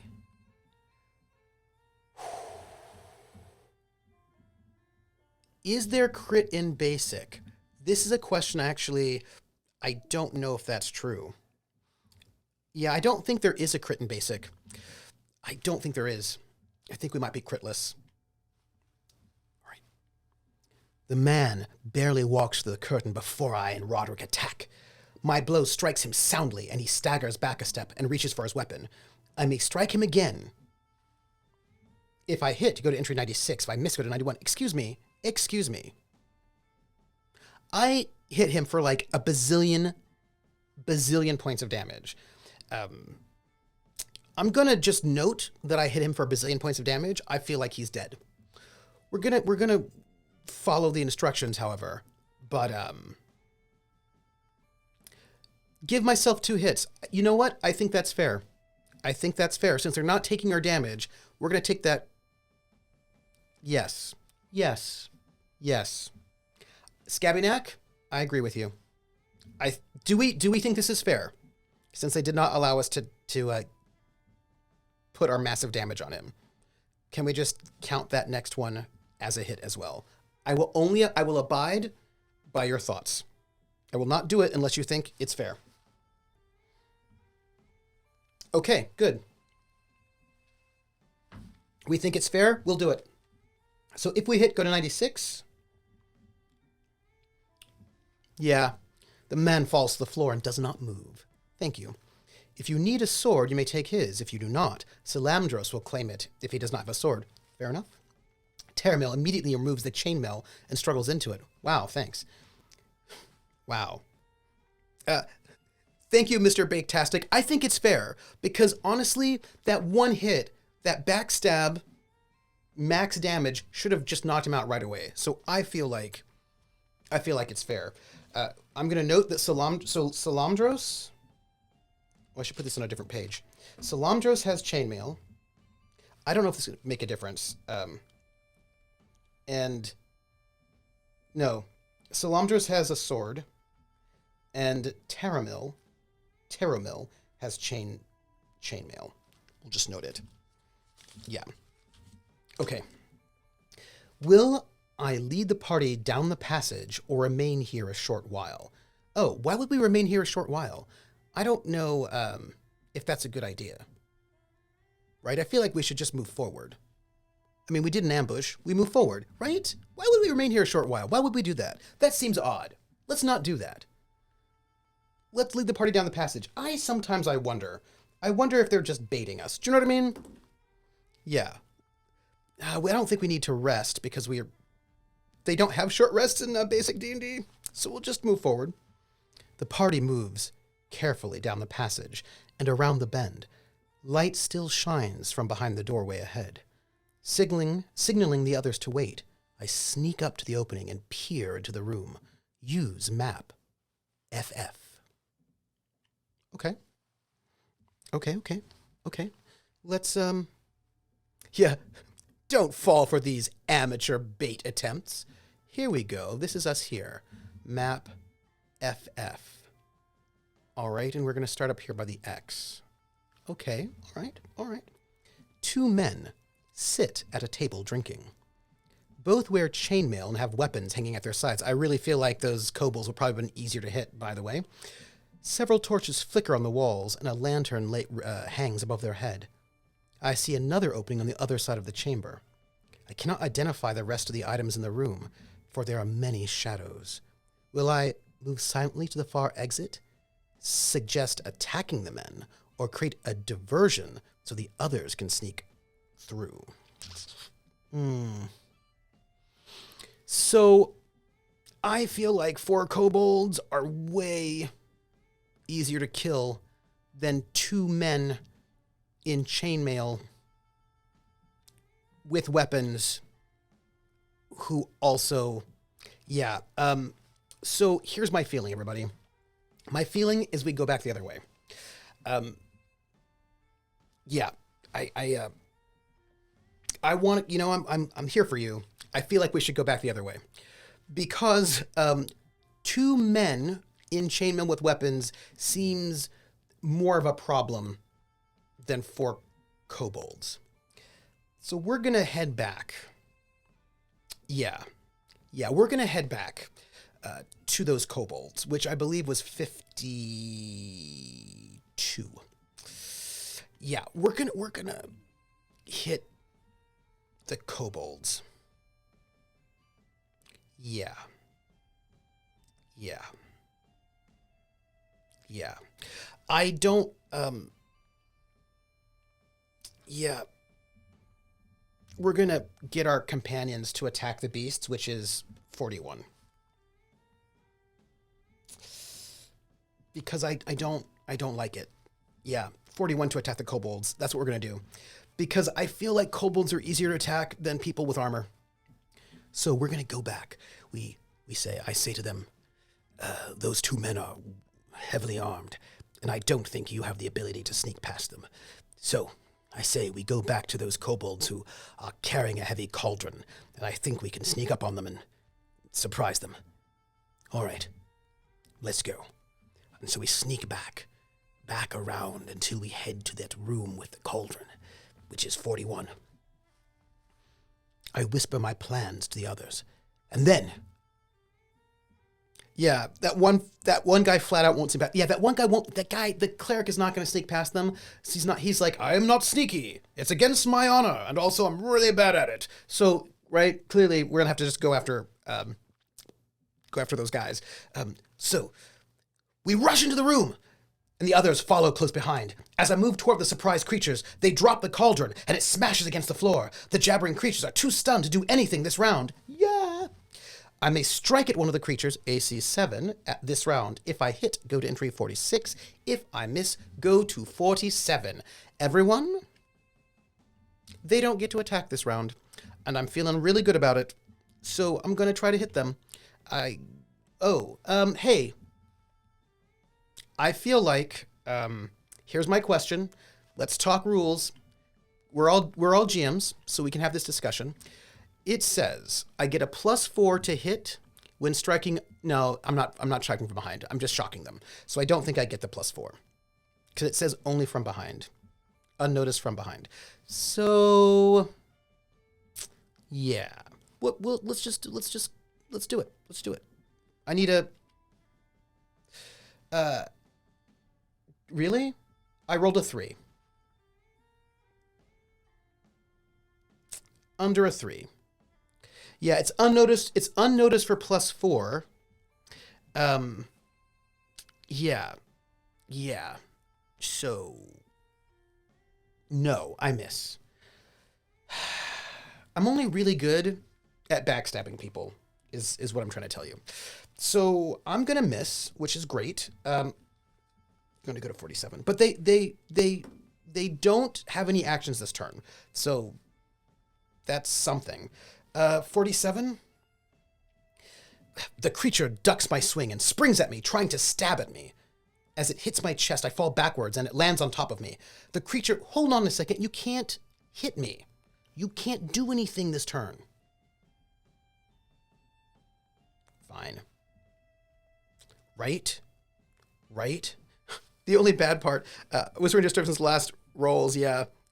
The only bad part is roll 20s. We can't put their dice in jail. I know. Storm needs to get a corpo job to really leverage that awesome backstab. Right? Okay, apparently they get a turn now, which is rude. Fine. Here we go, 47. So rude. I don't like it. Slashes at my chest with a knife. I take 2 points of damage. I roll to the side, trying to throw it off. A club flashes past my head and strikes the beast. It collapses immediately. I push the dead body away and check my wounds. Roderick kneels beside me and says, the other beasts are dead, too.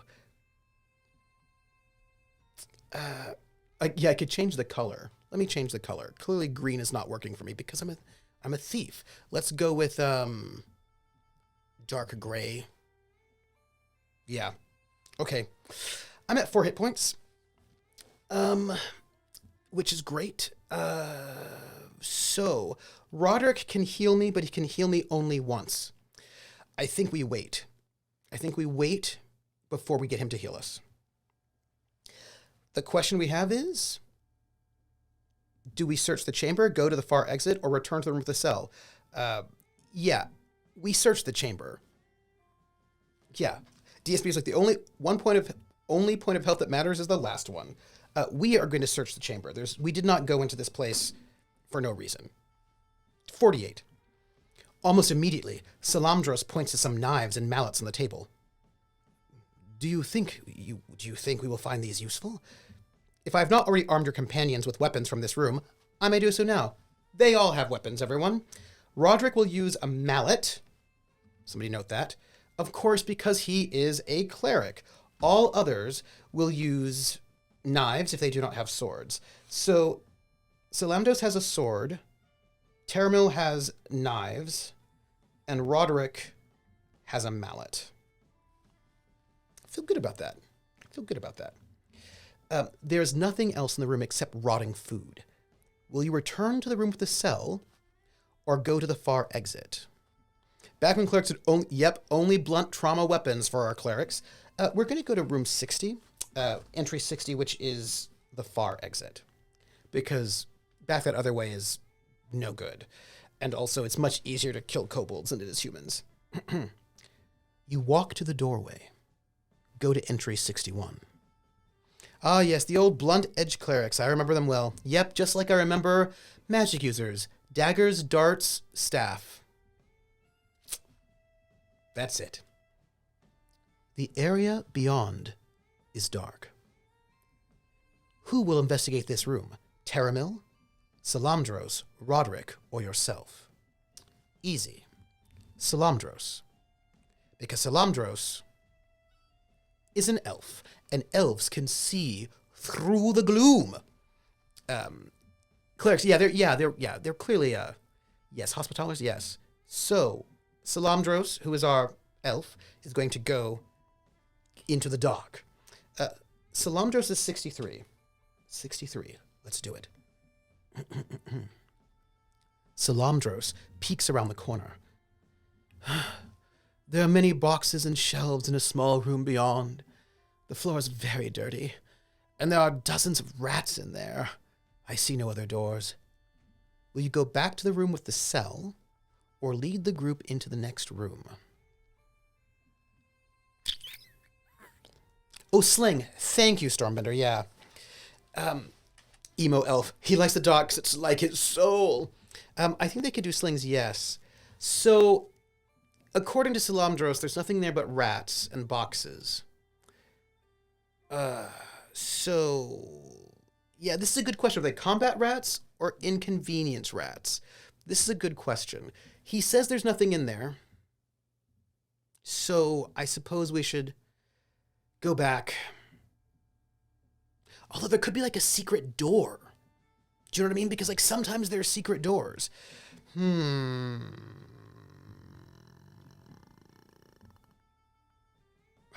What if there's a secret door? I don't think that rats are hard to kill. So I feel like we could go in there and search. So I think we go in there and search. If there's like I think we do it. I think we go in there and search because rats should not be hard to kill, and we might find things that we could use against those armed people. So, yes, I say we do that. Yeah, let's do it. 66, my friends. It turns out 66 is an invisible entry. So we're going to find out what it says. It might be bad. Might be good. I don't know. Oh, all right. I tell the others to be careful when they enter and start into the room. Before I can take 2 steps, however, Salamdros sneers. Do you think it wise to leave someone to protect our... Don't you think it wise to leave someone to protect our retreat leader? He pauses, then continues. I will remain since I'm able to hold off our enemies. Is this right? No, sorry. Wrong one. Wrong one. Wrong one. Hold on. 53, 56. No. 53. 68. Hold on a second. I want to get this right. 68. I don't trust Salamdros. He's a traitor. Okay, hold on. So we were at 48 and then 60, then 61. 61 says Salamdros, which is 63. Dirty back, right? Room with a cell, or 66. No, 66 was right. 66 is right. I was not wrong. Yep, it's right. He pauses and continues. I will remain since I'm able to hold off our enemies. He crosses the room and stands by the doorway. Will I try to convince him to come with the party or go ahead without him? That's weird, right? He sounds like a traitor. I don't like it. Remember also he was calling me a murderer in the beginning? I think it's sketchy. We're in the right entry. So what do? Do we try to convince him to come with us or to go ahead without him? No, I don't like it. I don't like it. I don't want him to... I don't like him staying behind, especially since we're going into a room that he says has... No, I don't like it. Yeah, we're going to keep him. We're going to keep him with us. Yeah. Well, no, I was accused of being a murderer, but I said that I didn't do it. I'm innocent. I'm innocent. They just accused me of that, but I'm innocent. Also, I do not like it. Don't like this guy. Don't like it. We're going to have him come with us. Yeah. He's going to walk in front, right? Veltia says he just got promoted to walks in front as far as I'm concerned. Yeah. Krilla asked about without the murder. That's what all chaotic say. Yeah, we're gonna try to convince him to come with the party, which is 67, because I don't like it. I don't like it. I believe 67. Okay. 67 is also an invisible ink situation, everyone. Okay. I walk over to Salamdros. But before I can say anything, he says, I know what you will ask, but I will not go in there. I'm not fool enough to follow a murderer to some dark room. Salamdros might be right, Termal says. How do we know this fellow didn't kill someone? I'd say he hasn't proven himself much of a hero so far. I say Salamdros should lead us. That's what I say. Roderick places his hand on his weapon and says nothing. He studies me with caution. In hopes of keeping the party united, I step closer to Salamdros and I tell him the truth about what happened in town, taking care to emphasize the parts that prove my innocence. As I finish my explanation, a hand reaches for the curtain and grabs Salamdros. Will I attack the unknown creature or run for safety? Hold on a second. Hold on 1 second. Do not like. First off, this is what happened. I was in town, and I was just doing a little bit of, sneaking. Oh, I should say it in my voice. I was sneaking around, and I thought I'd, do some second story work. I climbed up into a house. The window was open. I broke in, and all the lights were off. I thought that this would be an easy score.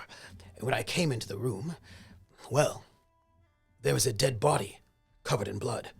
I went to see if the person was alive. I wasn't certain. And when I looked, somebody burst in from the other door. It was some sort of setup. They accused me of murder, but I didn't murder them at all. I jumped out the window, and then, of course, I was chased by people. But I didn't do it. That said, I just want to note that Salamdros said that room was completely empty beside some rats, and there was no door even. And all of a sudden, someone's grabbing him. It seems suspicious. Well, even if it is suspicious, I'm going to attack this person because Well, running for safety doesn't seem like a good idea, especially since they don't trust me. So I'm going to attack this unknown creature. 74. Yes. I may strike twice at the unknown creature. AC 6. If I hit at least once, go to entry 75. If I miss with both blows, go to entry 76. Yeah, I do. I need the rest of them, and also I need them to not distrust me so much. Also, I don't trust Salamdros because he seems like a liar. But I'm going to attack this person twice. I need to hit AC 6. I feel like I should get my bonus for being unnoticed, but I'm not going to take it. It'll be fine. It's fine. Okay. AC 14. Why am I rolling so badly? Why am I rolling... Wait a minute. Is this a D20? It is. It is. Okay, one more roll. Okay.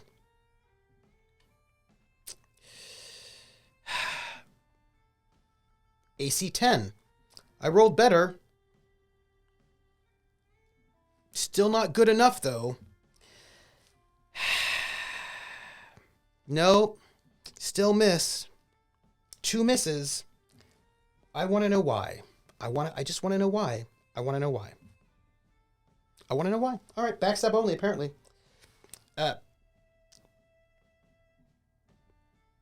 Yeah. Can only hit on a crit, and that means you only have about 5% chance of hitting. It's true. Salamdros wheels about, surprised by my actions. As I still miss. I miss everything. Why am I missing? It's fine. As he moves, a sword slashes the curtain, fortunately missing both of you. I swing again, but strike only thin air. Salamdros attacks and draws a wail of pain. The sword slashes sideways towards Salamdros and cuts his arm.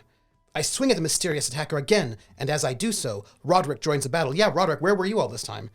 Both you and Roderick feel your weapon strike something, and then the sword drops to the floor. Something gasps, and a man falls into the room from behind the curtain. Go to entry 77. All right.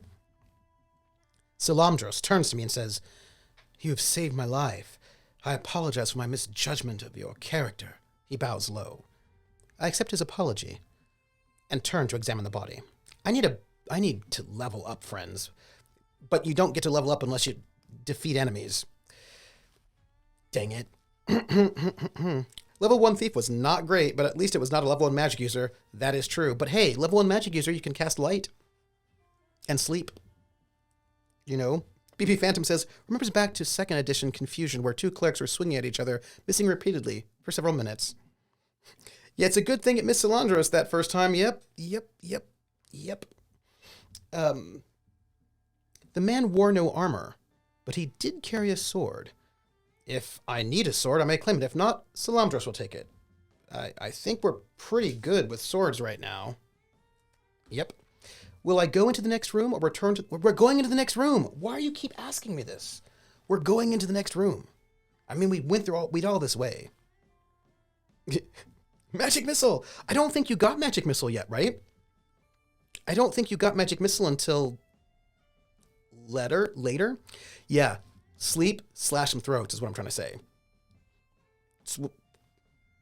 Sleep, and then... Yeah. Also, because in AD&D, grappling was penalized by how much armor you wore, being a magic user with an AC 10 meant that I beat everybody in grappling, so I could grapple everyone. It was really good. Oh yeah, only one magic. We're gonna keep going into this next room, by the way, because we're not chickening out now. We are going in to find out what's happening. You enter the chamber. Use map NN. Okay, let's do that. Let's go to map NN. Let's find out where that is. Map HHAA. Woo. Where's our map? There it is. Okay. All right. Does seem to be... Who was that person? Why was there a person... Whatever. Whatever. And you see dozens of rats crowded together in the corners. Their beady eyes watch my every movement, but they take care to avoid me. There are no visible exits from this chamber. Will I search for secret doors or leave the room? I'm going to search for secret doors. What are you thinking? Come on now. Of course I'm going to search for secret doors. Because here's the thing. There was a man there who jumped out of nowhere, but Salamdros didn't see him, which means he came through a secret door, or Salamdros is a liar, or whatever suspiciousness is going on. But we're going to search for secret doors. Right? Yes. Secret door searches, which is 72. Roll 1d6. If I roll 1 to 2, then life is good. As Scabianac says, at one point he activated a trap on a spellbook that forced him to fight a mirrored version of himself, got better initiative, cast sleep, cut his mirrored version's throat without a second thought. Jim was like, God damn. I like that guy. Let's roll a d6. Roll d6, everybody. D6. Threw the elf in the room and rubbed him against walls. Yeah, right? Elves are better. Yeah, just Salamdros, do it. All right, roll. 1. I rolled a 1. I rolled a 1. I rolled a 1. I rolled a 1. If I roll a 1 to 2, go to 73. If I roll a 3 to 6, go to 69. Sad I don't get to go to 69 because that could be really good. But I feel like 73 is good. I feel like we win. No, we do not find any secret doors. I must go back to the room with the cell.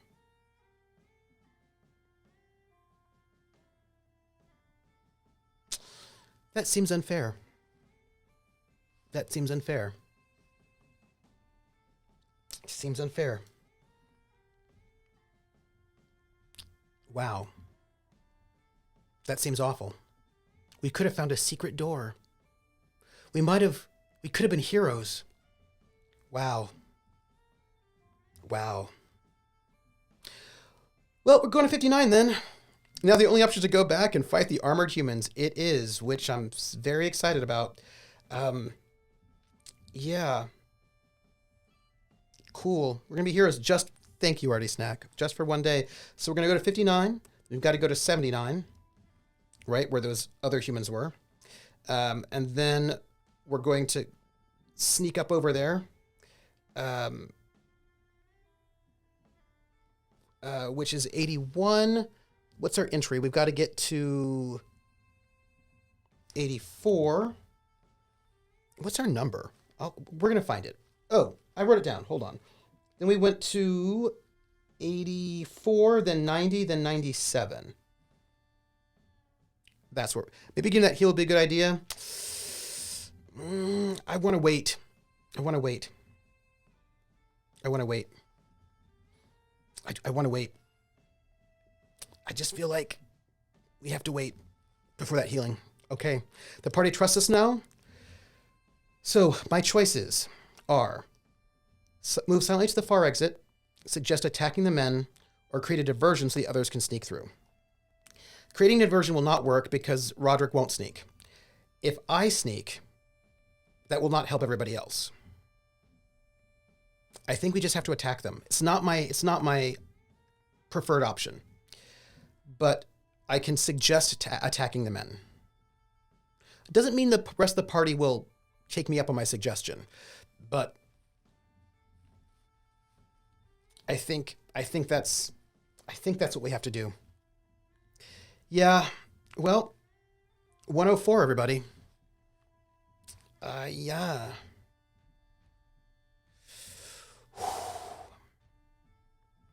Taramil will lead the attack, since he is now wearing armor. You and Salamdros follow, with Roderick bringing up the rear. On Taramil's signal, you all rush the room. We all do. As soon as the men see us charge into the room, they jump to their feet and tip the table over, creating a small barrier in our path. One man draws a sword while the other steps back and gestures with his hands. Stop him! Roderick shouts. Stop the priest! Before any of you can attack the priest, he shouts several words in a strange language. A sudden flash of light engulfs Taramil's head. He screams and begins to stumble about the room, swinging blindly at anything that makes a noise. Finally, he stumbles into the table and falls to the ground. Almost immediately, the priest's companion brings his weapon down on the helpless Taramil.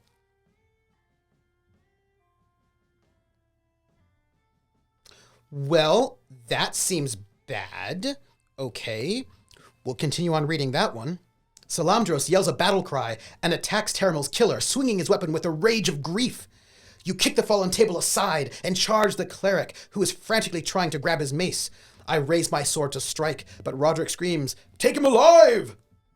Roderick's command is followed by a chant.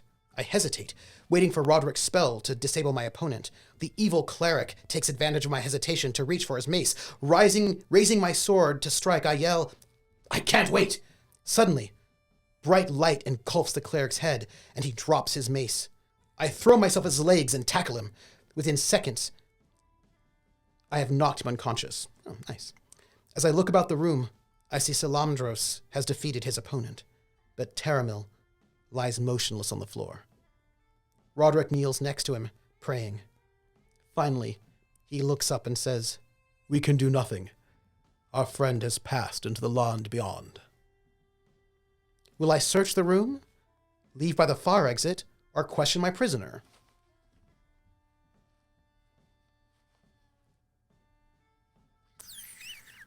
Sad about Taramil dying, because Taramil seemed like he was, like, fun at parties.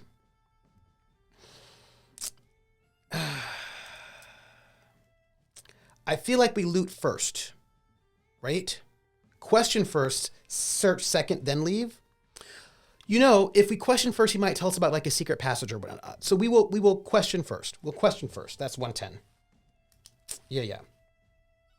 Question first, 110. Okay. Okay.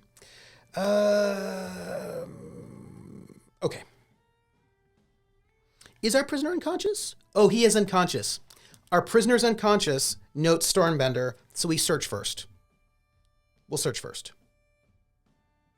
Then search first, then question.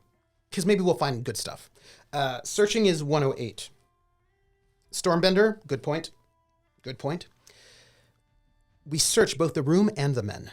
Also, it might be good to search the priest while he's unconscious to take anything he might have. Because that might be a good idea. In the far corner of the room, we find our armor, weapons, and thieves' tools. Roderick and Salamandros find their equipment, too. Both of my companions quickly don their chainmail. Salamandros slips his sword into his scabbard without comment. But as Roderick picks up his mace, he says, "It feels good to hold a proper weapon again." After slipping into my leather armor, I search the men and find 100 gold pieces. Everyone, 100 gold pieces. I'm going to just note that on my little scratch pad. They have nothing else of value. Will I question the prisoner or go to the far exit? Well, we are going to question this prisoner. Question this prisoner at 110. I hold my blade to the evil cleric's throat and remove his gag. Before I say anything, Roderick barks, "What do you know of this place? Speak, you believer in evil gods!" Well. I mean, my. Woo, cha-ching. Slap him first. Slap him. The cleric eyes the group spitefully, then spits on Roderick. Roderick raises his mace to strike, but quickly restrains himself. "My lord Stodos, master of the icy wastes, will punish you for your crimes," the evil cleric hisses. "You will not escape these caverns alive." His voice grows loud as he rants. He is stalling for time, hoping to attract help. You quickly knock him unconscious with the hilt of my weapon. "Why did you do that?" asks Salamandros angrily. I explain my reasons, and he grudgingly acknowledges that I'm right, because of course I'm right. I quickly replace the evil cleric's gag. I may inspect the far exit or search the room if I've not done so yet.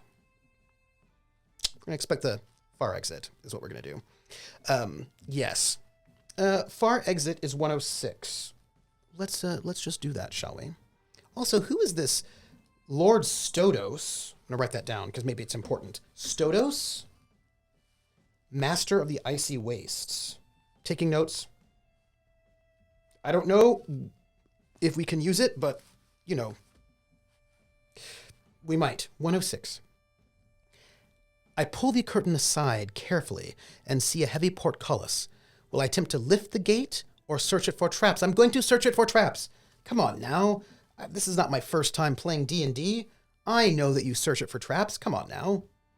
112. If I'm a forcible thief, use the invisible ink marking pen to fill in two of the boxes below. If I'm second, I get 3, and if I'm third, I get 4.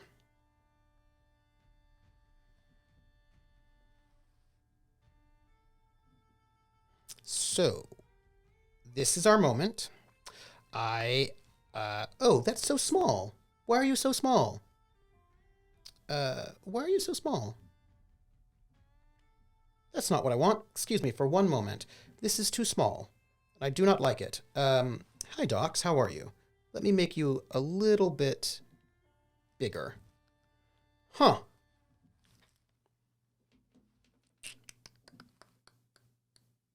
Give me 1 second. I want you to see it much better than that.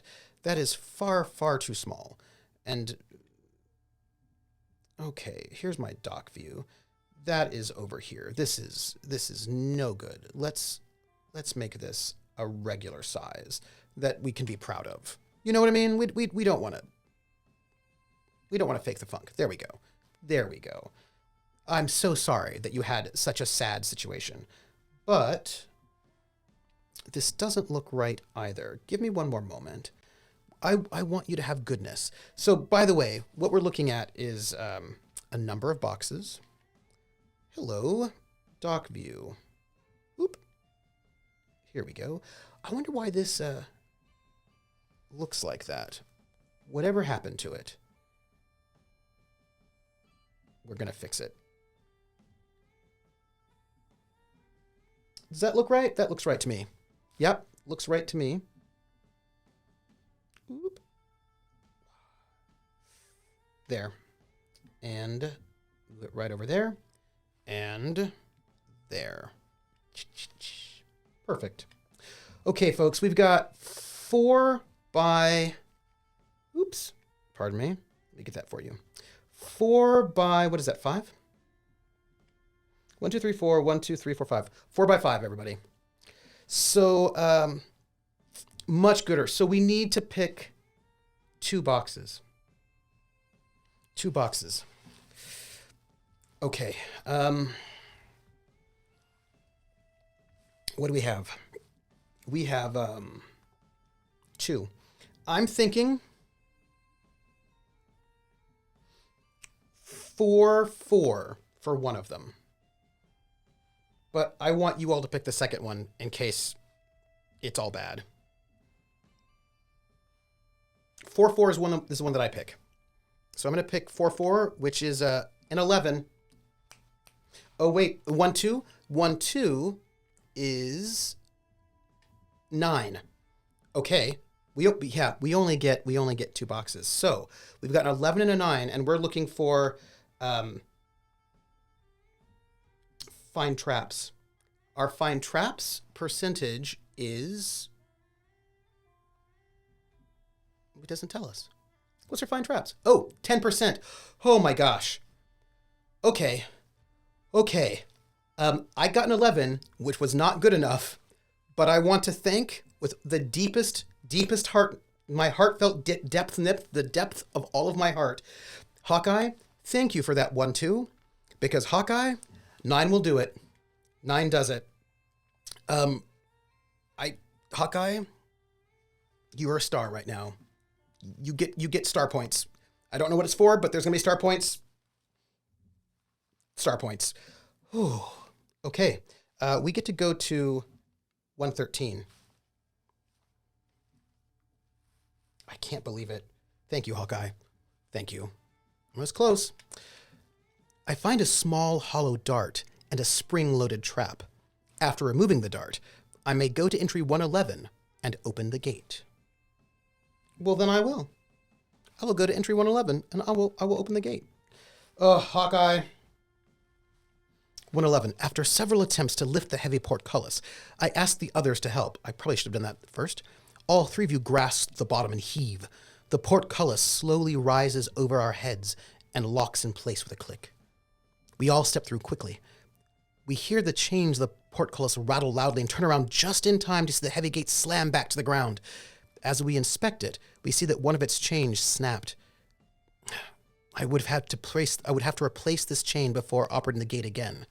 So we're not going back through, so we're done with this place. Go to entry 115, which is a new page. Well, we didn't get through that secret door, and we're not going through again, but here we are. Here we are. As the party sneaks along the passage, I notice I no longer walk through a man-made corridor. The slick limestone walls are irregular, and stalagmites occasionally rise off the floor. I walk around a bend into a dark cavern. Use map II. So when I was in elementary school,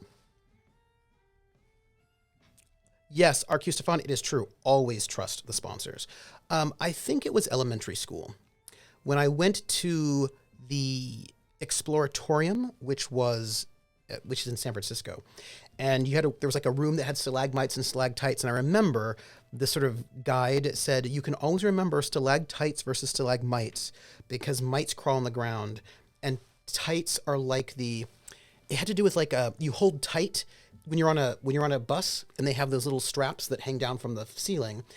When you have to hold tight onto them so that you don't fall over, and that was how I always remember stalactites and stalagmites. Even now, many years later. Yep, hold on tight. Small, furry bats. This is us, by the way. It looks like there's a giant frog there. That's creepy. Small, furry bats hang from the dozens of stalactites in the huge room, and hundreds of toads crowd together around the stalagmites rising from the floor. As I advance into the room, I see a magnificent white statue of a toad-like creature resting in the center of the room. The body of the stone beast lies close to the ground, as if ready to spring. My lantern light glitters off its enormous, multifaceted eyes, making the statue seem almost alive. Standing mighty and hang on tight. Oh, Stormbitter, that's good. And Scabinex says, in 3rd or 4th grade, we did a field trip to a cave. It was awesome. Right. Oh, DSB says the Exploratorium is a great place. It is a great place. If you've never been there, it's pretty amazing. Okay, so there's an interesting, big, huge statue that seems almost alive. Rusted weapons hang on both sides of the room. An open trunk rests between 2 stalagmites on the left-hand wall. Rusted weapons hang on both sides of the room. An open trunk rests between 2 stalagmites on the left-hand wall. Salamandros walks the trunk and reaches inside. He pulls out several red and black robes, as well as 4 medallions. Each medallion has an engraving similar to the statue.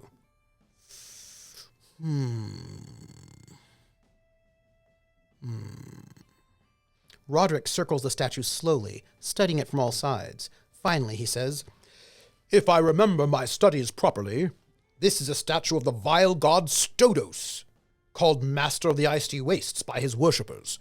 This evil god lives in a frozen world where no other life survives, and is an abomination to all things natural.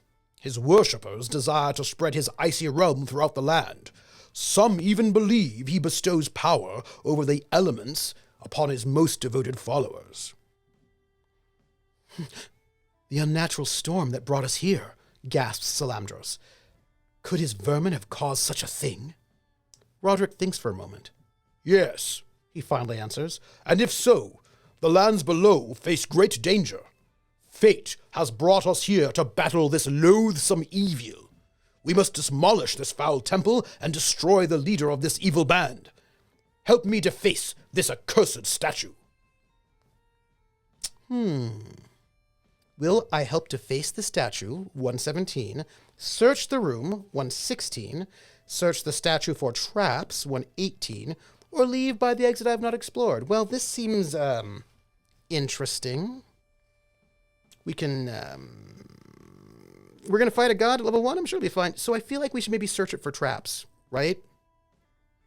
Search it for traps? Feels like that's a thing you should do because I'm a thief. And thieves search for traps. And they asked, so I'm like, let's search for traps. Hey, let's search for traps, which is 118. Yeah. Hey, everybody. 1 row of 4 and then 3 rows of 3. You inspect the front of the statue carefully. You are a first-level thief. I can fill in any one box below. Wow. Okay, I get 1 box to search for traps.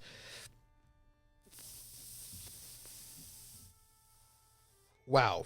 Okay. We get 1 box. We need to get under a 10. 2-1. That's it, 2-1. We're at 118, we're doing 2-1. 2-1. This is a number, dang it, 27. We didn't get it. Nope, we didn't get it. That's fine. It's fine. It's okay. It's all right. If the numbers, we didn't do it, so if all numbers, 123. That's our next number. Y'all. We probably should get healed pretty soon. 123. Oh, 123 is secret. Okay, well, all right. Let's see, 123. Suddenly, I find a trap. The mouth of the statue squeaks open and the floor suddenly tilts beneath my feet. I slip into the mouth of the statue and I find myself sliding down a dark chute. Go to entry 182. So I did find the trap. It's a trap. So I found it. Pretty awesome. I found it not in the way that I wanted. Yes, I see that diving statue. 182. Let's go to 182 and just see how that goes. Found it. 182. Okay, 182. I continue to slide for several seconds. My head and arms bang against the sides of the chute. Finally, it opens into a large room. I fall 8 feet straight down. I strike a man-sized body and finally land head first on the rock floor. Some minutes later, I shake my aching head and open my eyes. My vision is blurred and tinted red, and I see 3 blobby shapes standing nearby. They seem to be talking, but my groggy mind cannot understand their words. In a few seconds, my head clears and I identify the shapes. They are 3 heavily armored men, and apparently they're very angry. "I'll lop up his ears and I'll feed him to the dogs," says the closest. He turns towards me and sees I'm awake. "So, you've finished your nap, have you?" He steps closer and jabs me in the ribs. "You fell on one of my friends, you did, and now he's dead as a fish out of water he is." He raps my aching head with his knuckles. Instinctively, I try to raise my arm to protect myself, but my hands are tied behind my back. "Don't squirm," he says, kicking me in the ribs. "You don't kill him, or I'll cut off your thumb off," barks the largest man. Hugh turns towards the speaker, his hand on his sword hilt. The large man draws a sword quickly and says, "The master wants to talk to this one."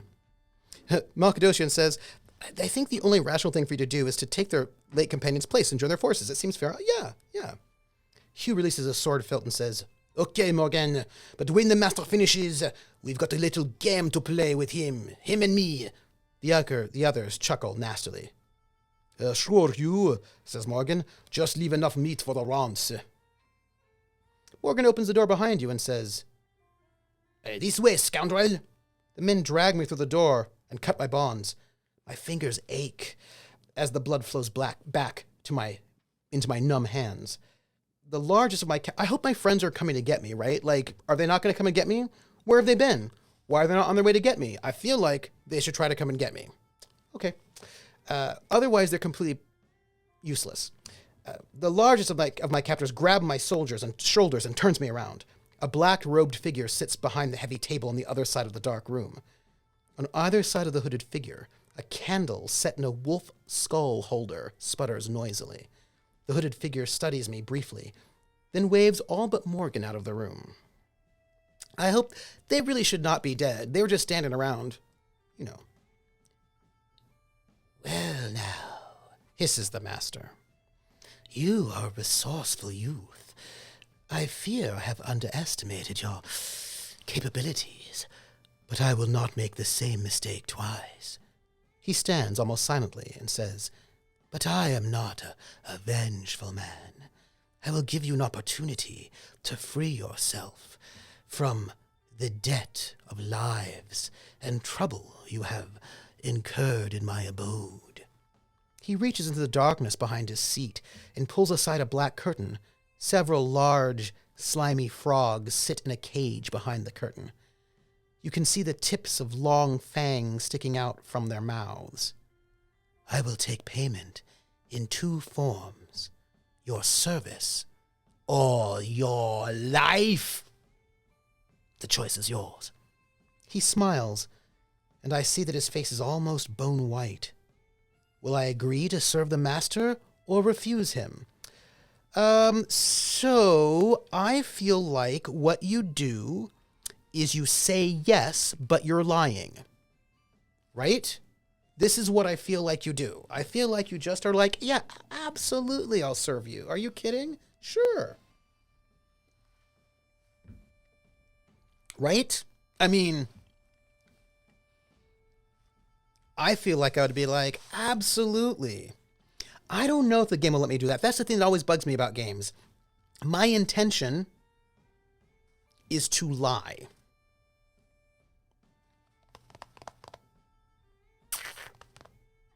I want to lie. Let's lie.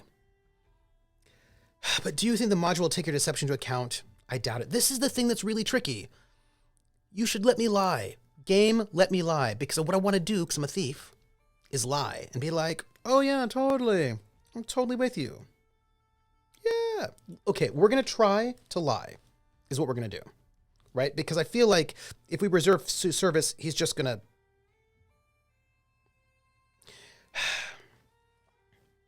We're at 182. Maybe if we refuse, your party will come to save you. Yeah, this is a good question.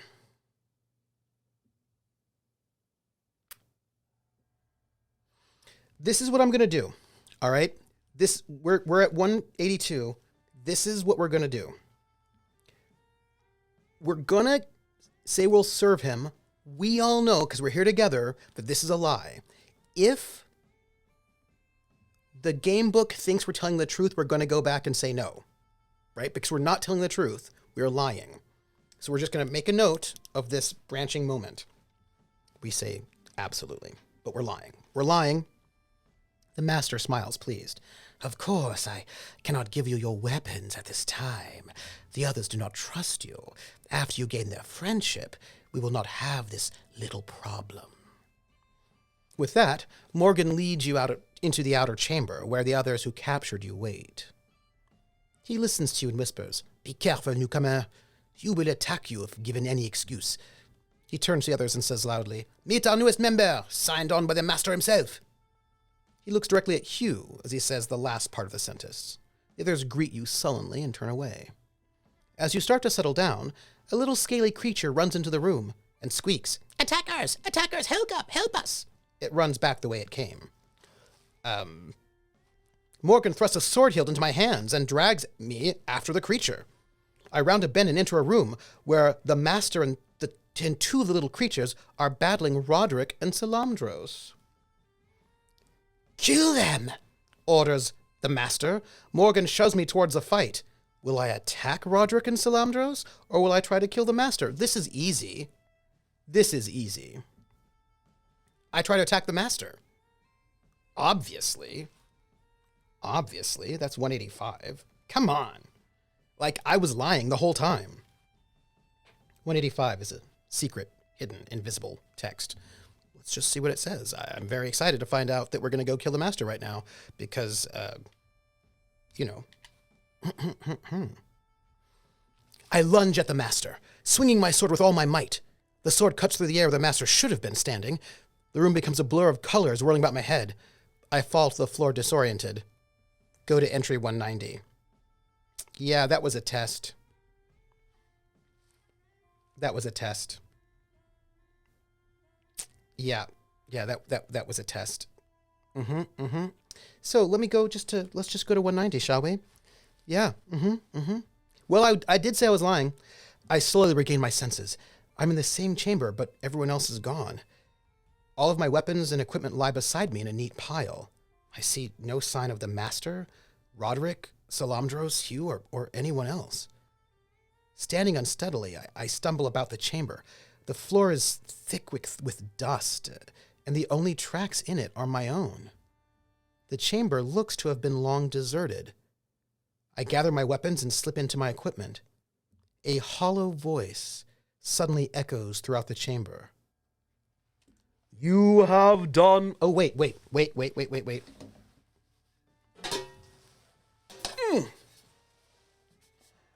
You have done well, it says, and the gods of law are pleased.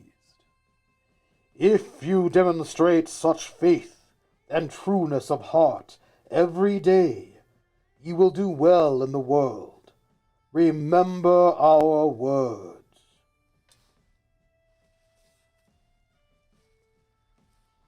Dust swirls in front of me. Roll 1 die. Well, that's not bad. I'm going to roll a die. I will roll a die. A D6. That's what they want. Okay. I feel pretty good about this, everybody. I feel like bad things didn't happen. I roll a 4. That's also not bad. Okay. Malkadoshian says, yes. Glad the gods of law approve of my actions. Yeah, I'm sure, I'm a criminal. It's cool. I rolled a 4, which is entry 193. I'm feeling good about our lives. I feel like our luck is turning around. Right? Our luck is turning around. Also, I lied. I hope the gods of law don't mind that. 193 is our entry. The glint of metal sparkles through the whirlwind. As the dust settles, I see a sword thrust into the ground. Use this magic sword, +1, with wisdom and justice. Do not falter from the demands of law, and you shall always prosper. Go to 194. I would just like to note that we have a +1 magic sword, everybody. And I am going to show you... Oh, we're here. You can see the game. Excellent. Because we have this +1 magic sword, I am going to just note it. Right here, magic bonus. Right there. +1. Whoop. Magic bonus, everybody. I feel like everything is coming up roses. Did your chaotic thief trip into being a lawful paladin? Sounds about right. I think I'm just lying to the gods. They don't know, right? They're just giving me like magic swords. Like I might be like King Arthur. I feel like this is good, right? +1 magic sword as a level 1 thief. I'm feeling good about it. This is probably also a short sword, but nonetheless, we're going to entry 190. We got that. Then we go to 194, which is, by the way, also an invisible. I mean, did stealing ever pay this well? Maybe. A chill breeze suddenly fills the room. The air is soon filled with the scent of mountain air. I take my reward and I walk into the breeze. Before long, I stand on a sunlit mountain slope in the cold, crisp air. Far below, a caravan struggles along the pass. This is the end of my adventure. My character has earned 300 experience points. Huh. Well, Artie, it seems as if we finished the adventure. We just got 300 experience points. But I'm going to note a couple of things. We got a magic +1 sword, +1 magic sword, which is pretty awesome. And we left our 2 friends in there to die, which, well, what can you do? I'm sure they'll find their way out. I mean, you know what, though? Here's the thing. They could have just traveled down that trap chute to come and save me, but they didn't. So, you know what? That's kind of on them. Krellin says, Chaotix don't have friends. Volpa's like, if they ever existed. So we survived. We got a magic sword. Yeah. They made their choices. That's on them. We got 300 XP. So here's the thing, y'all. I know we're going to finish the game. We succeeded. We didn't die, but I feel like we're not actually done yet because we need to go to see if there's anything. Yeah, I know we need like a whole bunch, but we did get some. I feel like we should see if they tally up some XP for us, because I feel like we should get more XP than that. We definitely get 100 XP for that gold, right? Absolutely, we should get XP for that, right? Look, they followed the chaotic thief. You can't be responsible for their poor life choices. Right, I know. So this is part 4 of the caverns. What is this? I'm just trying to see if we've got some new monsters. Cool. Character sheet. Awesome. Maps. Oh, man. That's all we got. That's all we got. Well, you know what? Let's do it. We now have 400 X. Wait, hold on. We get 400 XP. Well, I think the 300 is all we get, right? So we get the 400 XP total, 100 for the gold, 300 for what they told us. We get a 5% bonus, which puts us at 420. And that's what we got. But I'm just going to note for the record, we have 100 gold pieces. Where are we? 100 gold pieces. Boom. Well, we did it. We beat them. Yeah. Is the sword named Blaze It? Yes. Yes, it is. BP Phantom, we are naming the sword Blaze It. This is the name of our sword, Blaze It. Why? Because Blaze It will help us defeat the snow monsters. And this is what we got. Blaze It. Yeah. I feel really good about this. I feel like we have a lot more XP to get in the future, but there are more adventures that we might be able to do. We did this. By the way, I'm taking our hit points back to 7 because by the time we start the next adventure, we'll be back. Oh, we did it. We did it, everybody. Let me stop our music. I can't believe we didn't die, because dying is a thing that happens, and we didn't die. We didn't die. Thanks, David Cook. We didn't die. Whoa. Whoa. Yeah. Look at that. All right, everybody. So we did it. We survived. We're done. What's happening now? What's going to happen? Let me think. So, first off, I want to say thank you so very much. Right now, by the way, I've got to pull up a page. Thank you so very much for being here. I'm stalling. Boom. Did I ever use my heal? I never used my heal. I would have used my heal, but my so-called friends did not follow me down the chute. They could have. They could have said, oh, our friend, the chaotic thief, fell down a whole thing, and we should maybe go and, like, jump down this chute to save him. But they did not. They didn't at all, as a matter of fact. So, oh, you're working your travel campaign, Stormbender? Ooh, nice. Stormbender. Speaking of that, there's a couple of engines to play Traveler Solo, and I have some to read. So I'm going to read them, because for all we know, maybe we could do a solo Traveler thing, because that could be pretty awesome as well if we're one of these going solo nights. Other Doc, I love you. So maybe I was the only one in the room, but they could have just jumped down. I jumped down. You know what I mean? Like, they could have, but they didn't. So whatever. Yeah, Stormbender, I'm very excited about this. I'm very excited about this possibility. So I want to say thank you, everybody, for being here.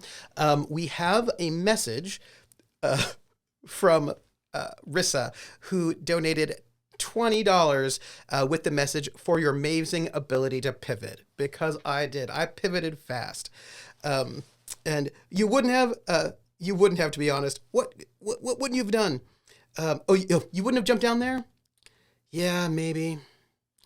Voltaire, I'm saying solo traveler. There are three. I have three different solo traveler engines, three or four different solo traveler engines, I believe, in a folder that I'm going to have to go and look to see how it works out.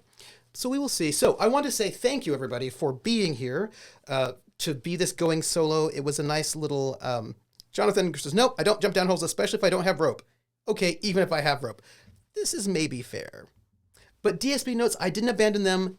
They abandoned me. So, there you go. This is it. If they're going to abandon me, that's it.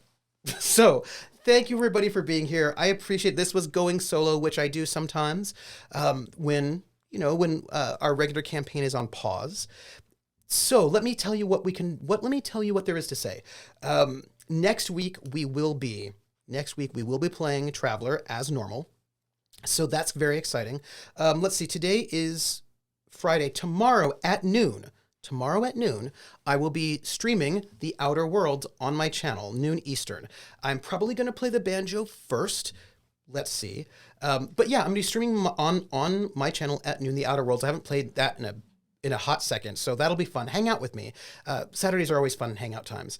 And then the next time you'll find me streaming will be Tuesday, the 27th, from 7 to 9 p.m. Eastern over at DJ Hannah Rad's channel. She's doing a 36-hour charity stream marathon, and I will be taking it to our block. We'll be doing an interview for 30 minutes, and then I have an hour and a half to do shenanigans. And I'm going to be doing some tech testing to see what kind of shenanigans I will be doing. We'll find out. We will see. We will see what it is. It could be... We will check it out. Whatever it is, it's going to be awesome because it's for a good cause and it's really important. So I want to make sure that whatever it is will be epic. Then probably Wednesday at 9 o'clock in the morning for Yes and Sky with Little Red Dot on my channel and also hers.